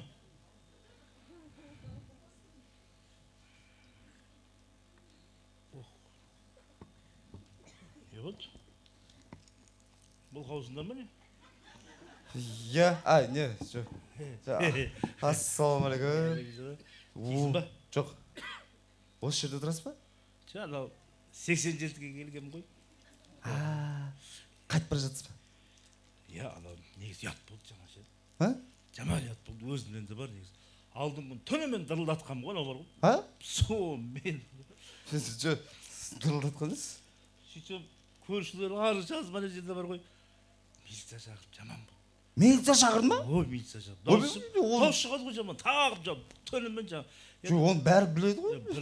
11-ден кейін болмайды екен ғой, мен оны білмеймін да. Жоқ, болмай ма не? Болмайды. 11-ден кейін емес пе? Жоқ, 11-ден кейін болмайды екен ғой, көршілердің бар жауып жазып бар ғой, жаман болды. Енді оны дауыс қатты шығады, перфораторды қосасың, мысалы, балгарың қосасың, неге ашып жүреді дәрежеде ше бар ғой. Тоқташы, перфоратор дейсіз? Анау 87 квартираға евроремонт жасамадыңыз ғой біз? Қасында бір бар, ол кетіп қалды. Ремонт па? Ремонт қой. Ремонт туралы айтып тұрсыз ба? Иә. Не болса? Терлеп кеттім ғой. Сесің ба? Кетіп қой, сесің ба? Жоқ, түспеймін. Жақсы, сау болыңыз. Сау болыңыз, жақсы. Айтам. Шырағым, айт, тоқта. Жоғары барасыңдар ма? Тоқта. Менде. Жағаласпай отырыңдар. Махмат, жағаласпай. Тыныш отырыңдар. Күлесіңдер ма? Күліп отырыңдар нормально. Болмаса жағаласпай отырыңдар. Қайға барасыңдар? Жоғары шығасыңдар ма? Иә, жоғары шығамыз. Жоғары қай этаж? Ең жоғарғы этажға барамыз. Сіз қай этажға барасыз? Өз жүре ма? Өзі жүреді, қорықпаңыз. Дамыған заман ғой, апа. Қайсыншы этаж сендер? Мына қостың ба, тұрмыз ба, жүрміз ба? Қостым. Кетіп баратырмыз ба? Кетіп баратырық бұл. Соны кетіп баратқанымызды білдіріп тұрайық та былай. Кетіп баратқан жақта. Қимылдап тұрайық та кетіп баратсақ. Төбедегі этажда менің балам тұрады. Мәлік деген танитын ба едіңдер? Иә, көршіміз ғой. Сен де сол жерде тұрасың ба сен де? Сол бәрекелді. Анау жастарды соңғы кезде байқап жүрмін. Осы түнгі сағат 12-ден кейін туған күн құттықтау деген қайсыны шығарып алғансыңдар? Енді апа тренд қой, ол мода ғой. Трендің бар болсын, адам түнде ұйықтамай ма? Құдай тағала түнде не үшін берді? Түнде кім тойлайды? Жын-жыбыр тойлайды. Ұйықтамайсыңдар, жүресіңдер пақ-пақ әйтеуір. Осыдан бір ай бұрын ауылда жатқам, түнде ұйықтайын деп. Төсегімді салып,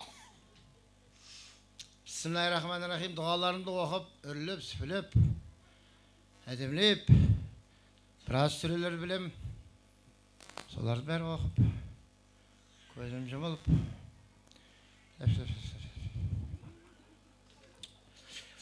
ұйықтайын да бұлайынан аяғыз тұрып.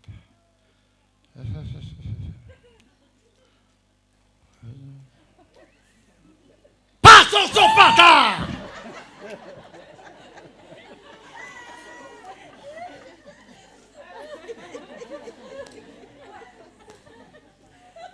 Не болды? Таңдайың бас. Міне осындай пақылдаған дауыстан зәре құтым қалмай мен ояндым. Көзімді ашсам алдымда бала шаға, қыз, күйеу бала, келін, немере, шебере бәрі отыр. Мама, туған күніңізбен дейді. Бәле, падарғандалер. Адам туған күнін айтам, ана дүниеге аттандырып жібереді. Сіз аттанып кете жазадыға полиция. Өсізде біреуді аттандырасыңдар бір күні. Өз пақылдатып. Мынау төбедегі Мәліктің үйінде келін, осының бәрін ұйымдастырып жүрген сол. Сол кезде соған кектеніп қалғам. Қанғаған, жанғажан, мен соны барып кейін қайтар едіп бердім. Ол қазалы. Соған келатырмын. Келдік апа, дайын отыр как раз келдіңіз. Сендерді тыныш жүндір, тағылып. Абайлап түсіңіз.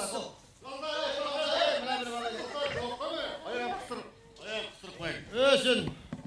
Сен ана біздің ауылдағы Мәліктің кластасы місің? Кластасым ғой, туған күніне келіп жатырмын ғой. Сен алқаш болып кетті деп еді. Рас екен ғой, Мен ішпеймін. Шырағым айналайын, өсіп ішіп жүре берем деп ойлайсың ба? Дүние мәңгілік па? Білмеймін. Bir күні Құдайдың алдына не деп барасың? Ішіп барасың ба Құдайдың алдына? Намаз оқы, намаз. Намаз. Пақылдатпай тыншыңдар. Жаман айтты ғой. Шабала ұрмайсыңдар ма?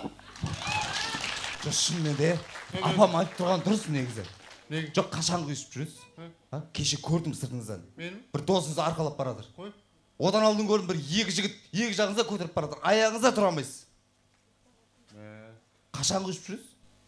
Қазір мен жаяу жүруді қойдым ғой. Жаяу жүрмеймін ғой қазір. Абырой бар, Құдайға шүкір. Любой адам арқалап кетеді мен. Мен такси шақырмаймын қазір. Яндекс қызық емес маған. Сен де арқалайсың ба? Құрай. Көрсе бір айналдырып ағаңа. Жоқ, қараш. Аружан екеуміз бір оңашада сөйлесе қояйық деп едік те. Лифтте ешкім жоқ жерде деп. Анау көреді, мынау көреді, топырлап сөйлестірмедіңдер ғой. Мынау ақымақ екен ғой мына. Есі дұрыс адам свиданиеге қызын лифтіге шақырам. Тупой басың бейші. Не? Бәзі мейі төмен түсіп кеткен ғой мынаны. Анау мен бар ғой, айтайын. Анау ораза бар ғой көктемде. Оразада бір ай қойдым ғой мен. Қойш? Орыс ешкен жоқпын. Тартып алған жоқпын қарақ. Мә? Кәдімгі. Молодец. Бірақ бар ғой. Абырой деген нөл болды ғой. Бір адам звондамайды. Бір ай жаяу жүріп, аяғым ауырып өлдім. Сол абыроймен да? Құдайға шүкір, қазір любой адам арқалайды. Жоқ, кел, жақсы сау болыңыз. Әңгіме айтуды бар ғой, менен үйрен. Қызға әңгіме айтуды менен үйрен. Ой бе? Мен қыздарға қалай әңгіме айтамын мен? Қалай? Мен солай айтамын мен. Мен бар ғой, қыздарға барамын, дейіп көзіне қараймын. Келем даған, айтайын десем, біздің үй жақта лифті жоқ десем, мен айтамай жүрмін. Жақсы. Сау болыңыз, кел. Жақсы. Ішпе бірақ. Жақсы, сау болыңыз. Tағы да жаяу қайдам.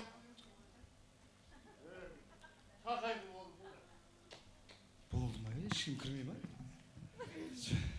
Жаңа айтайын дегенімше саған сыртқа шығып айтайықшы, жұрт тағы біреу кіреді. Айтам. Тыңда, я? Мен бүгін үйге кірем ба, өзі кірмеймін ба?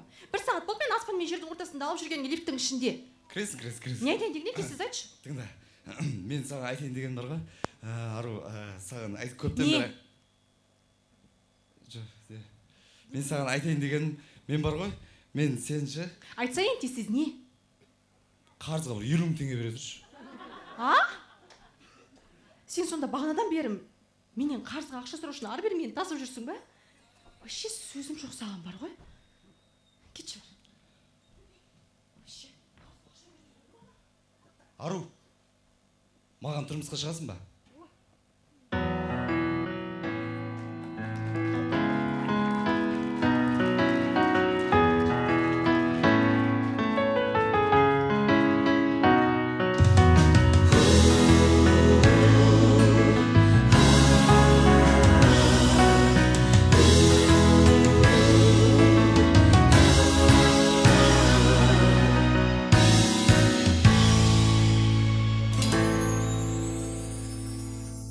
Арайналам, көшені бер айналам. Ақ қағаздай ұшып мен жел айдаған. Араймаған, ол қандай араймаған. Келе жатсаң, жан сәулем қараймаған. Тұрдым тосып, өзіңді жүрмін тосып. Айды қосып, өзіңе күнді қосып. Жүрегіңе кеудемде жүрегімді. Сөздеріммен келемін әнге қосып. Жүрегіңе кеудемде жүрегімді. Сөздеріммен келемін әнге қосып. Мен сендікпен, қалқашым мен сендікпен. Керек емес, өзге адам тек сендікпен. Қайт оралшы, жаным ау тез оралшы. Тосам, өйткені сен мендіксің. Тұрдым тосып, өзіңді жүрмін тосып. Айды қосып, өзіңе күнді қосып. Жүрегіңе кеудемде жүрегімді. Сөздеріммен келемін әнге қосып. Жүрегіңе кеудемде жүрегімді. Сөздеріммен келемін әнге қосып. Әнге қосып, әнге қосып сені.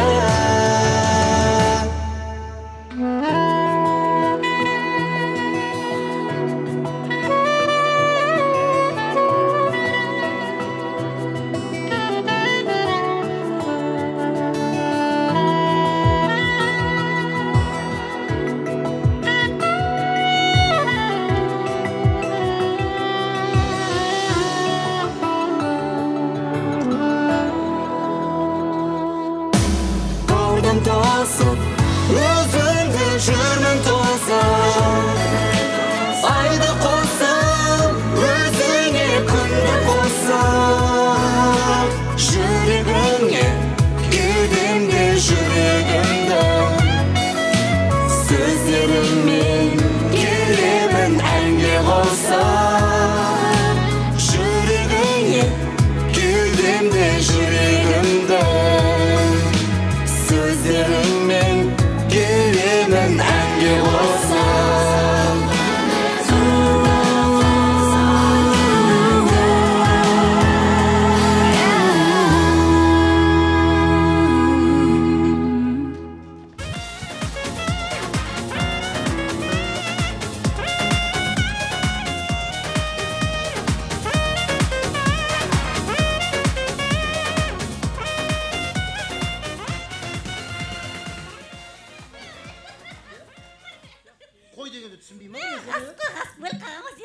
Шынды ма? Сынды ғой, қажен ұстады. Айтшы. Ағай қойсаңшы десем, мына қолым ұстайды.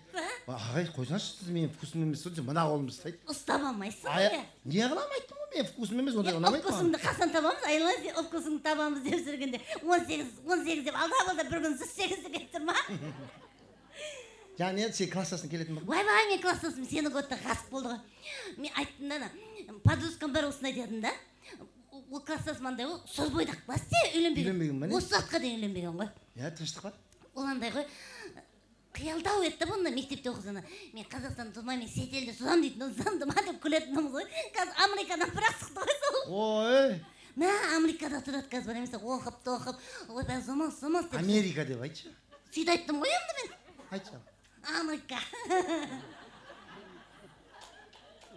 Зато шетел ғой, шетел. Дамыған дейді ондай. Дамыған ол Америкада не істейді сонда? Ойбай, андай байладың районы бар екен. Зәулем, үйлер екі қабатты. Мен таныстырдым ба? Мен сен суретіңді көрсетім, бірден құлады ғой, салқасынан құлады ғой. Айттым ғой, сені көрген зігітті кете алмай қалады ғой қасыңнан. Мен айттым, бұл айналайын дедім да, ол айтып жатыр да, мен Америкада үйлен салайын десем, ояқтың қыздан бәрі бұзылып кеткен екен ғой, мысқада. Почти бәрі бұзылып кеткен дейді. Айттым, мен қазақтың қызын амасам болмайды деп, соған отпусқа келіпті да. Сені көрсетіп едім, 12-де бір күні асылмаған дедім да, сен әлі қыз дедім да. Тұрмысқа шыққан жоқсың ғой, дұрыс қой. Сондай деп, болады, әкетем осыны, әкетем деді ғана, Америкаға кетесің сен. Я, Сетелская боласың ғой. Қысты ма? Атымды ауыстырам ба, не алам? Не деп? Нязик деп айтам ба, қайда? Мен Зөрісті деген, тілім келмейді ғой, енді мен қайда айтам сені? Не дейм? Сен ішіне де демей-ақ қойшы. Сен нәзік деп айтам. Назик сен басқаша құрып жібересің айтып. Мен жүрегімде мәңгілікке назик болып қаласың ғой. Не ғой, ол... Бай, зәулем сарай тұрғызған үйлердің қақ ортасында үлкен көсе бар да. Сол көсені бастағынан аяғына дейін ұспылады екен. Выс деп.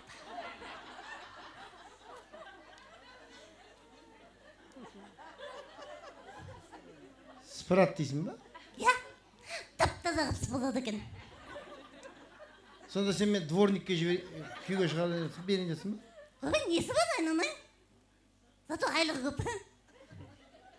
Мен ше? Сен де барып спырасың ғой бірге. Екең ек сақтан бастап спырғанда тез бұрқылдап тұр. Зато тез бітетсіңіз. Миллион теңге алғы алады екен. Екең қосылсан 2 миллион аласыңдар. 2 миллион төлейм екен не? Е, айлығы көп қой жақта. Спырғымды дайындай берейін мен. Е. Өзім спырғымды ала бермейін ба? Жусаннан істеп olsa таяқтан. Е? Спырасыңдар, былай? Қуам кеп па. Спырғымен ұшып бара салайын ба? Жалмауыз кеп бір қызым. Қызым бабаяға деп алмай қойып тағы да.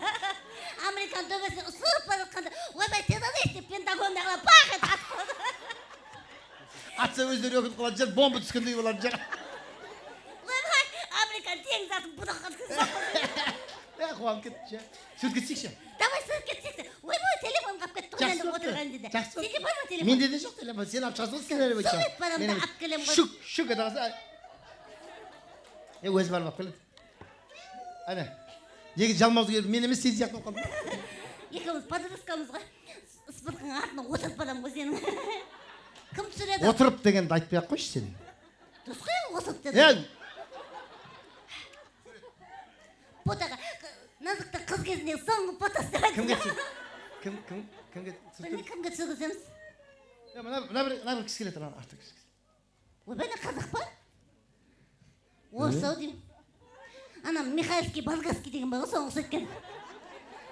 Кім? Ана бір актер бар ғой, Михайловский Болгарский деген. Михаил Боярский десе, Болгарский деген. Соға айтып атым ғой, сен Москотода деген. Тартанян ба? Привет, девочки. Здравствуйте. Здравствуйте, дедушка. Сфотографируйте, пожалуйста. Что? Не ал дейсің? Сфотографируйте, пожалуйста. Сөйтіп айтам ба? Орысша білем ғой мен. Мен онша білмеймін да. Сфотографируй, что ли? Түсініп атыр ғой. Все, окей, сейчас, давай. Сюда смотрим. Бір кетірек. Давай, сюда смотрим. Это, чуть-чуть сюда пошел вон. Переди, да? Давай, тебе по-дудовски. Ты назық. Сасыңды қосып, біресе көзім сұқайын дейді, біресе құлағыма кіріп кетейін дейді.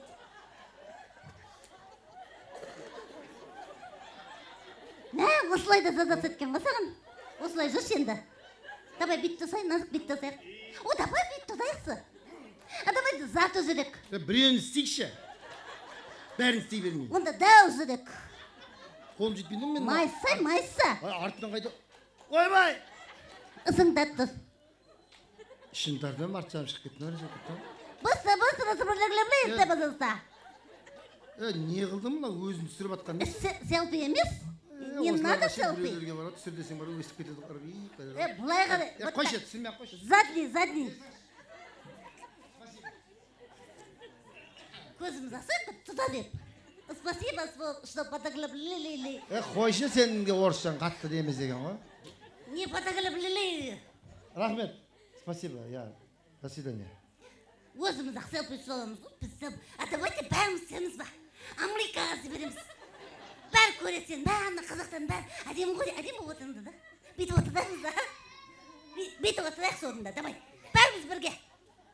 Видео ма, фото ма? Давай, видеоға, жолдама, давай. Америкаға! Сәлем! Бәрімізге! Көрексі. Өлі анаға жібересің ба сен? Вау! Сәлем сұлу қыз. Мен мұнандай сұлу қызды өмірімде көрмегем. Сұлулықтың эталоны. Саған айтып атма? Мәссан. Күлімдеген көзіңнен ай көрінген. Аумайды абай сүйген әйгерімнен. Кешегі төлегендер ғашық болған. Мына сұлудың қыз жібектен қай жері кем, а? Әйгерімдер не сияқты болған болсанда не? Қарындас, мына гүл сізге. Рахмет. Жеп қояйын ба? Несудобный. Несудобный. Жарайды, онда мен кеттім. Кока-кола, пепси, рекламасы. Жапшаусын де. Осы өлең тыңдасам нервім көтеріледі менің бар ғой. Қой, әдемі. Осы бір өлеңге 5-6 сөз шығара берген ғой. Нем бар, әбеден зігітті қу жергенде айғалап. Нормально деген де? Қыз жібек деді ғой сені. Маған ғашық болып қалған ау деймін. Сен көрген жігіттің бәрі ғашық болады ғой. Не істеймін, а? Мәссаған. Құдай сұлулықты бере салың ғой маған. Бірақ көз тиіп кетсе болады, саған тпай-тпай дейді. Көріп қойыңызда сосы қызға сен. Тпай-тпай. Не ғой? Қақтан? Ана, кетпеді запырақ деп жүр ғой тағы да. Келмей ма не? Келмейді ғой, кетпеді ғой, қарға көрінбей кетті өзі. Күл беріп кетті, келінші? Келмейді сол. Неге? Қой біз не қылсын, қатты жүрегің амай қойс. Кетті. Неге келмейді? Себебі не? Келінші не үшін беріп кетті болмаса? Себебі, егерде ол саған қызыл гүл сыйлағанда, ол махаббаттың белгісі болады еді. Ақ гүл сыйласа, ол достықтың белгісі болады еді. Ал сары гүл, ол қоштасудың белгісі.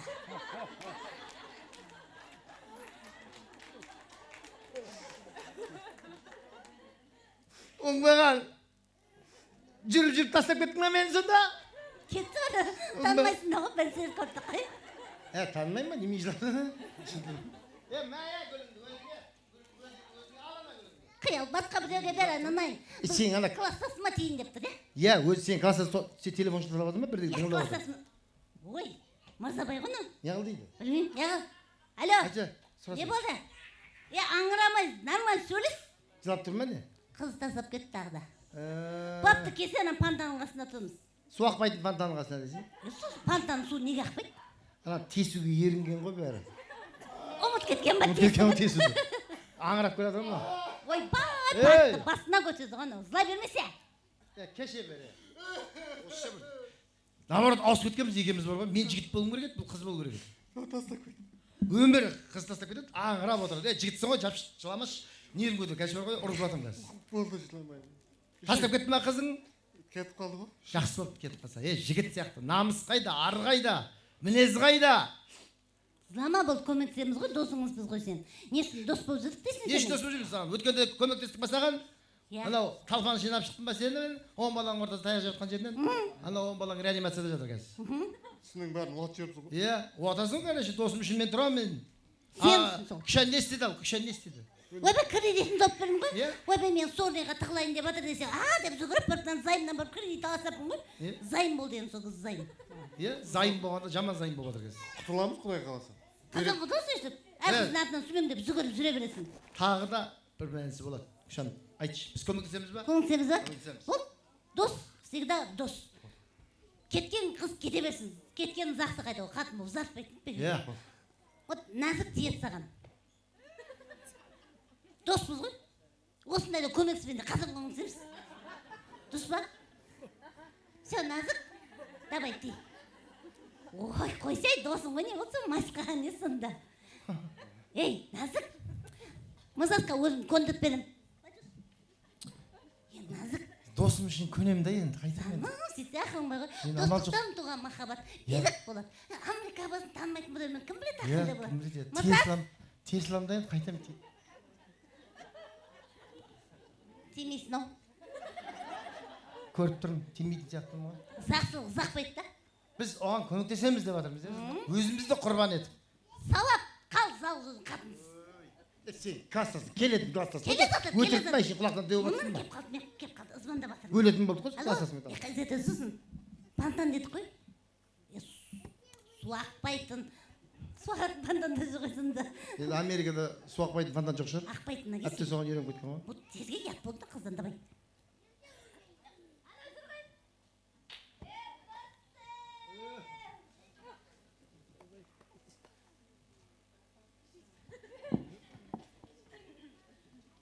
Америкада сисаман саткен. Байқадым. Қалай жақсы еттің ба, кластасым, үйреніп жатсың ба, қалай мен қиналып жатқан шығарсың, ничего. Мен саған айтқан подружка мына суретін көрсеттім деп айта салдым да. Назик, таныс қойыңдар. Кластасым, бай болсын.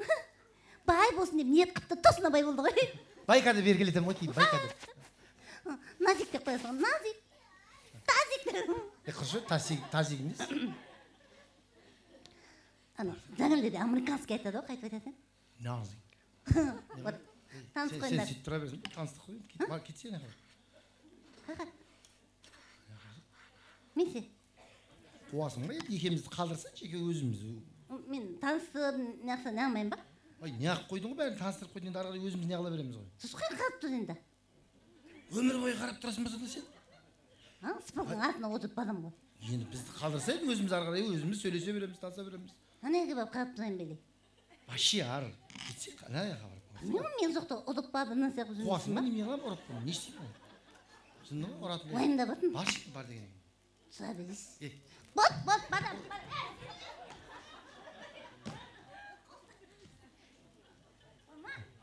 Сізге емес. Олмайды, Бізде.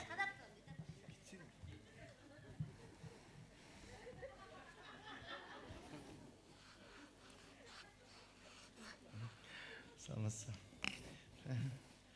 Бұрын вообще бүйтіп ұялмайтын едім, что-то өзімнен өзім ұялып отырмын ше. Негізі ұятсыз да болсақ деймін.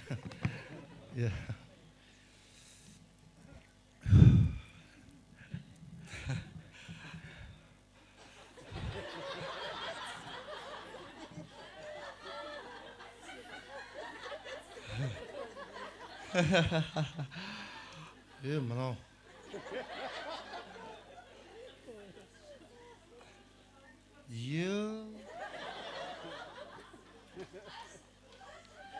Ана нәзік күшанның пихат етіп кеткен ағар. Сендер сонда бәрің класстастар сондайсыңдар ма? Бәріңді біреу арнайы жеке ұстап істерін сындырады ау деймін алдарынан. Ана күшаның да сондай, сен де сондай. Нәдік, қатсын. А? Қатсын.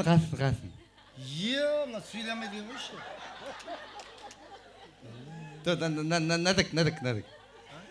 Нәдік, қатсын. Не деп атырмын ма?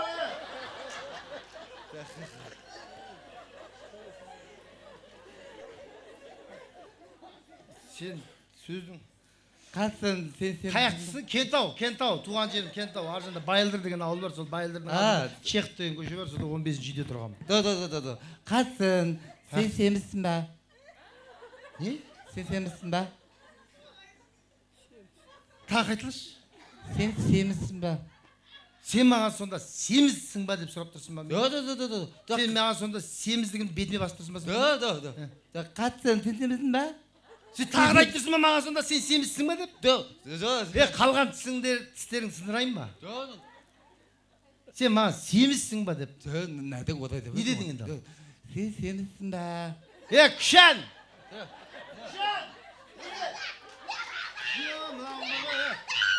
Бақырма, әлі ұрған жоқ, Болмаса. Бірақ ұрам қазір. Болмаса, қойса. Не айтып тұрған білесің бе маған? Не айтты? Бетіме қарап, сен семізсің ба деп маған. Я. Бізде қазақтың қыздарына бетіне айтуға болмайды.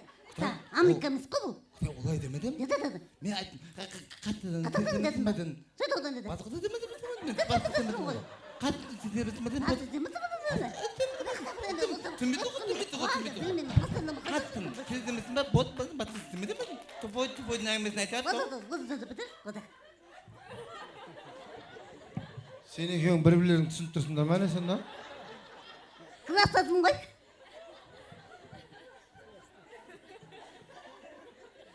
Не депті енді? Ойбай, не деген ешнәрсе демеймін ғой, просто сен ана өзің назық болған кезде жүрегіңді назық та, сол не болса соны жүрегіңе қабылдай бересің ғой. Вообще саған өйтіп айтпапты. Ол саған айтты, қай жылғысың депті да. Қай атысың деді? Қай жылғысың. Қай жылғысың дедім. Қай жылғы боласың қандас деп еді. Неғылса неғылайын деп танысып отқан ғой, сөйтсе сен деп бергенде сен ана жас қыз ба деп ойлап 81-сің ба депті. 81 жылғы ма деп ойлап қапты да сен. Сен семізсің ба? 80-сің ба енді? 81-сің ба? Қатарымыз ба деп ойлап қапты. Ұқсайды екен ғой.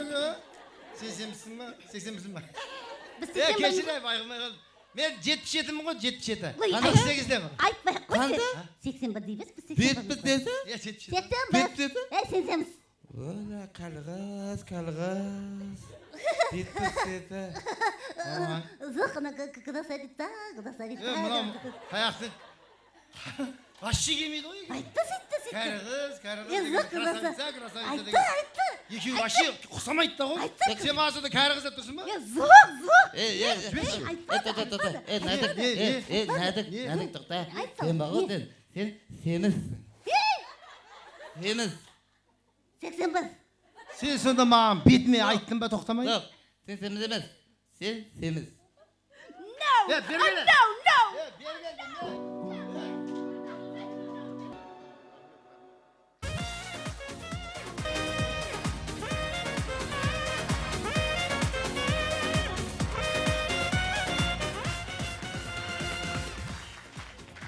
Бәрекелді, рахмет.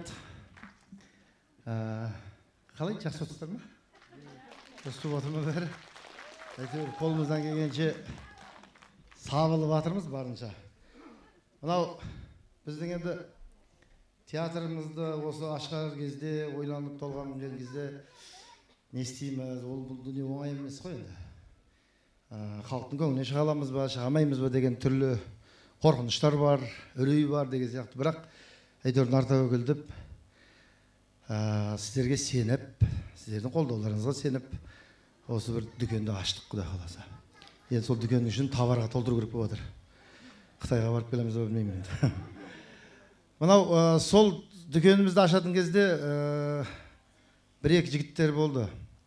Қазір концертіміздің басындағы орындаған өлеңдерін сыйға тартты. Мұхит Қасқарбаев деген марқұм ағамыз сол өлеңімізге беріп кетті. Сол кісінің өлеңімен шықтық. Одан кейін соңында бітіретін перде жабар өлеңіміз бар. Оның да әнін Абзал деген ініміз бар, Молдабеков. Ол да шығарып, Нұреке, мынау сізге көрімдік. Сөзін шығарып берді. Түрлі сондай бір демеушілеріміз болды. Көрімдік, мынау сіздерге Байғазы деген секілді. Тағы да бір сол секілді осында бір кісі деп айтпаймын, бір ұжым. Бұны енді ханымдар жақсы біледі көбірек. Мынау Деламур деген шубы сататын бір дүкен бар. Ойлап қалмаңыздар, ол барлықтарымызға шубы беріп, ешқайсысына ешнәрсе берген жоқ. Просто сол кісілердің бір арасында бір кісі бар ма жаңа Деламурдан? Иә.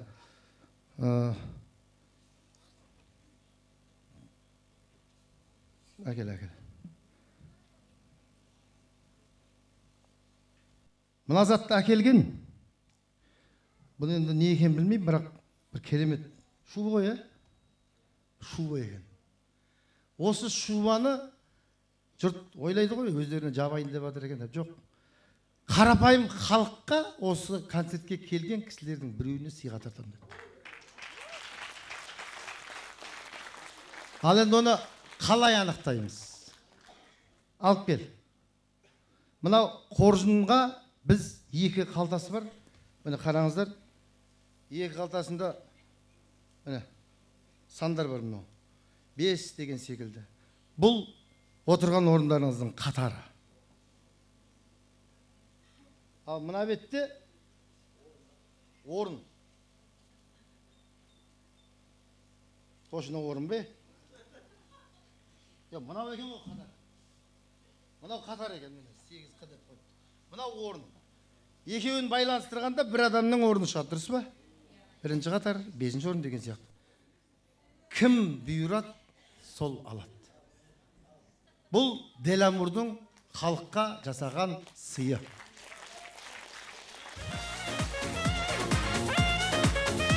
Мынау 17 көз, мынау орын екен. Мынау орын, анау қатар, бірінші қатарды аламыз. Бұл, айттым ғой, Деламур, Ақтөре деген біздің осы театрымыздың, концертімізді пайдалану арқылы халыққа бір жасаған игі ісі деп қабылдаңыздар. Бисмиллахир-рахманир-рахим дейміз. Еркек отырса, әйеліне береді. Әйел отырса, әйел өзіне алады. Бәрібір әйелге барайын деп тұр ғой. Күндір кеш сенде біреуіне алғызайын деп тұрмын ғой қазір, мен оны бетейін деп жатырмын. Қазір өздеріңіз сайлаңыздар, біз емес. Сен айтпа деймін. Қазір сен тұрасың, мына кішкентайсың. Осы кішкентайсың күндірдің танысы ғой деп шашыладыңыз. Обязательно ол. Сол үшін сіздер бұл кішкентайға шықпайды точно. Себебі қазір не қаламыз? Өздеріңіз араларында біреуін шығарыңыздар. Біз білмейміз, біз танымаймыз, ешкім көрмейміз. Сіз ба? Жоқ. Омсынай. Бұл біздің сатира театрының актрисасы болмайды, Омсынай. Сен де біздің ертең, біз болып қаламын. Сен де біздің әртіссің, ол да біздің әртіссің. Мына қыз шықсыншы, кел. Мына бір қыз. Біз танымайтын адамды шақырамыз, себебі мына жерде Ақтөре анау шу емес, өлдім жоқ дегенде 500 деген заты. Дұрыс па? Мына қай жағы қатар? Сен де ұмытып қалдың ба сонда? Ол қатар емес, мынау қатар. Мына бүйтіп көрсетіп қой. Араластырамыз. Бүйтіп араластырамыз. Ал бір сандалды маған бер. Мен қолым бүйтіп тұрам, айтсана бір видеода біреу жүр ғой, қолдары бүйтіп келін деген сияқты. Міне көздерің шашып жатыр.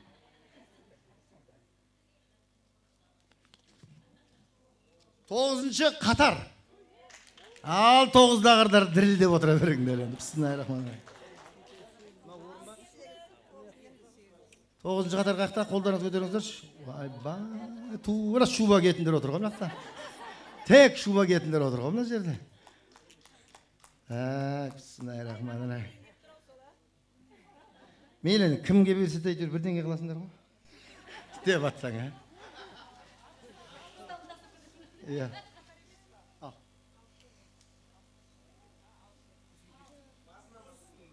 Так, екеу екен мына жерде, біреуін таңба. Екеуді тастаймыз, қайта. Араластыр, біреу.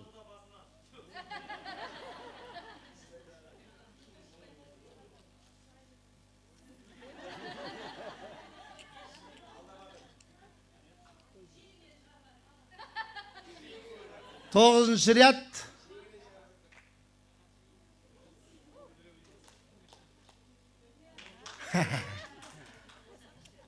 Сегізінші орын. Тоғызыншы ряд, 8-ші орын.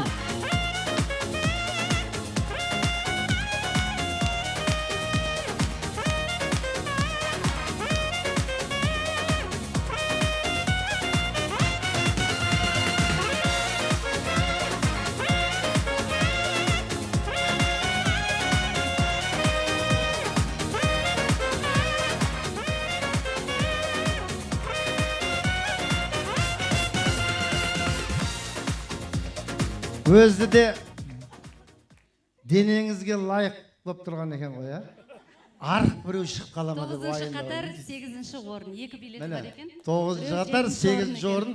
Біздің ешқандай қатысымыз жоқ. Бұл жерде тек Деламур сыйлап жатыр. Құтты болсын.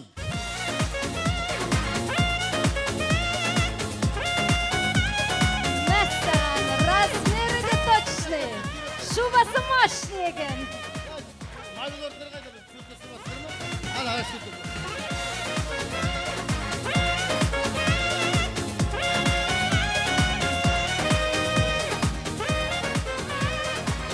Бармайым деген екен күйеу. Күйеуіңіз қан, бар ма жерде? Қан? Бәрекелді. Ал не болды ал? Бармайым дегенде не болады деді ал? Зато сізді құтқардық біз биыл. Шуба бермейсіз биыл. Келесі жылда бермейсіз. 3 жыл кеді өлдің. Құтты болсын. Кеп тұрыңыз. Шабалар қойыңыздар. Рахмет. Деламур.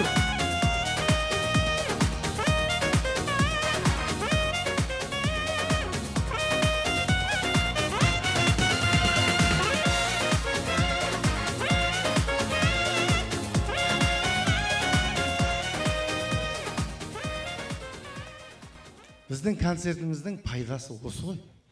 Құр күлдіріп қоя салмаймыз біз. Жұрттарға осындай бірдеңе беріп жүреміз. Рахмет, осылай үстіңізге, игілігіңізге тосын. Енді біздің концертті ұмытпайтын шығарсыз, Құда қаласа, иә? Шубы тозғанша ұмытпаңыз. Басқа кісілер ренжіп қалған жоқсыздар ма? Бәрекелді. Ең бастысы өзім таныстарыма түскен жоқ.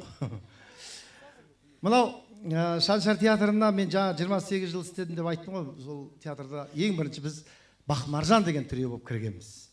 Жап жас жігіттеріміз. Былтыр 30 жылдық болған кезде уәкілің біз туралы әдемілеп айтып берді. Бізді керемет қылып таныстырып берді. Енді содан кейін сол Бақмаржанды біз қайтадан әрмен қарай жалғастырайық, қайтадан дамытайық.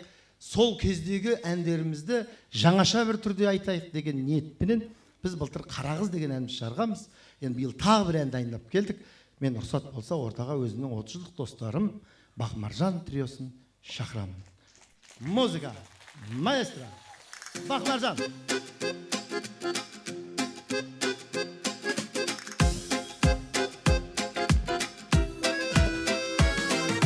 Бақытты да емеспін, бақытсыз да емеспін. Сені көріп адастым, ішінен көп елестім. Саған ғана тек бұл ән айтылады деп тұрам. Көктен түспей қойдың ғой, көңілімде көк тұман. Гүлназым, Гүлназым, Гүлназым, назымым. Сені сүйіп қалғаным ба жазығым. Гүлназым, Гүлназым, Гүлназым, назымым. Сені сүйіп қалғаным ба ей жазығым. Қалай сенсең ақталам, кінәтпасаң көп маған. Менен артық тапсаң да, сенен артық жоқ маған. Сенде мені бір ұқшы, бар өкпені ұмытшы. Мен дегенде мұздаған жүрегіңді жылытшы. Gülnazım, Gülnazım, Gülnazım, nazımım. Seni suyup kalganım ba yazığım. Gülnazım, Gülnazım, Gülnazım, nazımım. Seni suyup kalganım ba hey yazığım.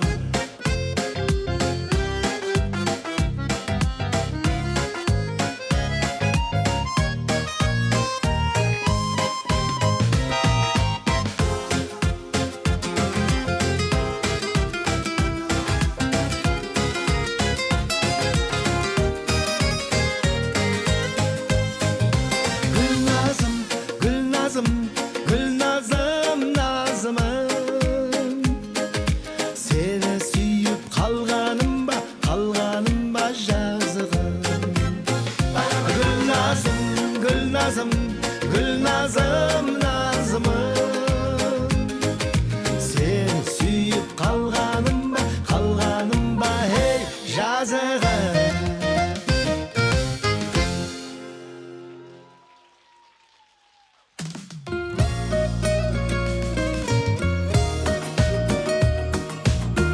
Muzikam.